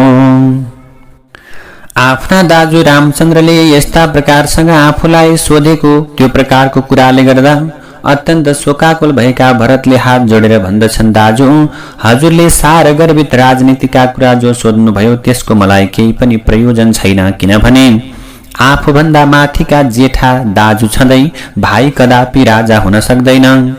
यसका निमित्त अब हजुर अयोध्यामा सवारी हुनुपर्छ दाजु। आज वहाँ आफ्नो कुल स्थिति थामेर प्रजाको पालना हजुरले गर्नुपर्छ। यतिन्जेल पिताजीबाट राज्य चलेको थियो, राज्य शासन चलेको थियो। वहाँ पिताजी पनि म मामाका घरमा रहेको र हजुरिता सवारी भएको समय पारेर परमधाम हुनुभएछ। हाम्रो दुर्भाग्यले गर्दा कुनै छोराले पनि अन्त्य समयमा उहाँको सेवा गर्न पाएनौ। जे हुने भयो, अब भइसकेको कुरामा शोक गरेर केही पनि पुग्दैन मेरो दाजु। जसरी हुन्छ चाँडै नै हजुर अयोध्यामा सवारी भएर हजुरले आज अराजक प्रजाको पालन गर्नु नै श्रेय छ। मेरी मुमा र पिताजीको आज्ञा हजुरबाट पूरा गरिबक्स्यो। आज मेरी मुमा र पिताजीले आज हजुरबाट त्यो प्रकारको आज्ञा पूरा गरिबक्स्यो। किनभने हजुर वनवास त आउनुभयो नि दाजु, हजुर वनवास आउनुभयो किनभने हजुरले वनवास गर्नुभयो। अब म हजुरको राज्य हजुरमै चढाउँछु दाजु। त्यो राज्य लिएर राजगद्दीमा विराजमान भएर हामीहरू र प्रजालाई आनन्द गराउनु छ। भरतको सविनय निवेदनबाट राजा दशरथ परलोक भएको कुरा जानेर श्रीराम अत्यन्त शोकका साथ मूर्छित हुनुभयो। केही बेरपछि सचेत भएर उहाँले भन्नुभयो, बाबु भरत, पिताजी नै हुनुहुन्न भने अयोध्यामा गएर म के गरौँ? अब म तिमी हामीलाई कसले उपदेश गर्ला बाबु? पिताजीले राम्रा राम्रा वचन गरेर प्यारो गर्दा हामीलाई कति आनन्द लाग्दथ्यो। अब त्यो आनन्द हामीले कहाँ पाउला बाबु? हे सीते, तिमी आज ससुरा विहीन भयो, ससुर विहीन भयो, हामी पनि टुहुरा भयौं, हाम्रा पिताजीको कहाँ सवारी भयोला भनेर रामचन्द्र रुन थाल्नुभयो, कराउन थाल्नुभयो।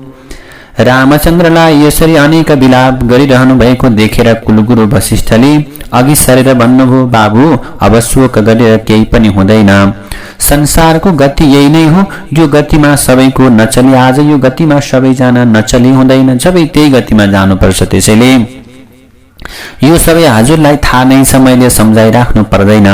यो कारणले अहिले यो शोकको वेगलाई रोकेर आफ्नो कुलाचार अनुसार स्वर्गमा प्राप्त भएको पिताजीको त्यो पुत्रले गर्नुपर्ने अन्तिम क्रिया हजुरले गर्नु पर्यो, ठीक हुन्छ। हे रामचन्द्र, गुरुको यो सान्त्वना पूर्वकको वचन सुनेर रामचन्द्रले पिताजीको अञ्जली दानादि कर्म गर्नुभयो। यहाँ पछि गुरु वशिष्ठ, वृद्ध मन्त्रीहरू र अरू अयोध्यावासी प्रजाले रामलाई राज्य गर्नुहोस् भनेर अनेक तरहले सम्झाए, तर ती सबैलाई श्रीरामले यही नै जवाफ दिनुभयो, म अब त्रैलोक्यको राज्य पाउँछु भने पनि 14 वर्षसम्मको वनवास पूरा नगरी म फर्कन्न। एउटा सानो अयोध्याको त के कुरा, सारा त्रैलोक्यको राज्य पाउँछु भने पनि मलाई यो विषयमा कसैले सम्झाउनु पर्दैन। म सर्वथा पूज्यपाद पिताजीको आज्ञाको उल्लङ्घन गर्न सक्दिन, पिताजीको आज्ञा मैले पालन गर्छु भनेर रामचन्द्रले सबैलाई बताउनुभयो। रामचन्द्रको यो दृढ प्रतिज्ञा सुनेर सबै निरुत्तर भए, कसैले उत्तर दिन सकेनन्, बोल्न सकेनन्, फेरि कसैले केही भन्न पनि सकेनन्। बिचरा भरत भने दीनमुख गरेर रामचन्द्रको मुखतिर हेर्न लागे। तिनको त्यो अवस्था देखेर रामचन्द्रले भन्नुभयो, भाइ भरत, तिम्रो मेरा उपर जतिको प्रेम छ त्यो सबै मलाई थाहा छ, परन्तु भवितव्यलाई कसैले टार्न सक्दैन। यो वनवासबाट 14 वर्ष पूरा गरी फर्के भने तिम्रो इच्छा पूर्ण मैले गराउने छु। अहिले जुन पिताजीको आज्ञाले वनमा आए, उनै पिताजीका आज्ञाले तिमी अयोध्यामा गएर आफ्नो पैतृक राजकर्मलाई चलाऊ, यही नै तिम्रो परम धर्म हो बाबु। शत्रुघ्नका साथमा भएपछि तिमीलाई केही पनि डर हुने छैन। 14 वर्ष पुगेपछि म अवश्य अयोध्या फर्किनेछु, धन्दा नमान। यसरी यो प्रकारको कुरा भनेर रामचन्द्र चुप लागेपछि भरतले आँसु पुछ्दै भन्नुभयो, दाजु, हजुरको अहिले सर्वथा अयोध्यातिर नफर्कने आग्रह छ भने मलाई आफ्नो खराउ दिनुहोस्, मलाई हजुरले लगाउनु भएका पादुका चप्पल दिनुहोस् दाजु। म तिनै खराउलाई राजगद्दीमा राखेर हजुरकै प्रतिनिधि भएर हजुरकै भेष धारण गरेर राज्यको हेरविचार गर्दछु।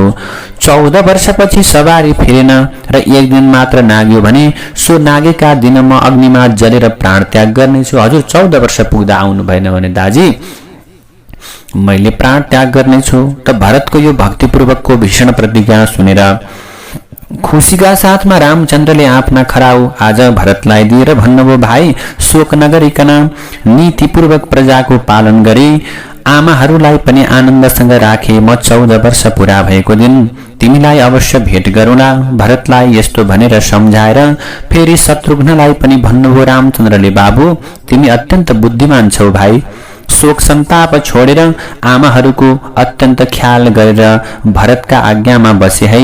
राज्यमा परिआएका विघ्न बाधालाई हटाएर प्रजाको पालनमा दाजुलाई सहायता दिनु। यस्तो प्रकारले प्रतिज्ञा गरेर लक्ष्मण र सीताका साथमा रामचन्द्र चित्रकूटमा बस्नुभयो। भरत रामचन्द्रका खराउ लिएर विदा भएर मन्त्रीहरूका साथमा अयोध्यातिर फर्के तापनि उनले शहरमा प्रवेश गरेनन्। उनी अयोध्यादेखि बाहिर तपस्वी जस्तो भेष गरेर, तपस्वी जस्तो कपडा लगाएर, तपस्वीको आचारमा रहेर नन्दीग्राम नाम गरेको ठाउँमा बसेर आफ्नो प्रतिज्ञा अनुसार श्री रामचन्द्रको प्रतिनिधि भएर राजकाज सञ्चालन गर्न लागे।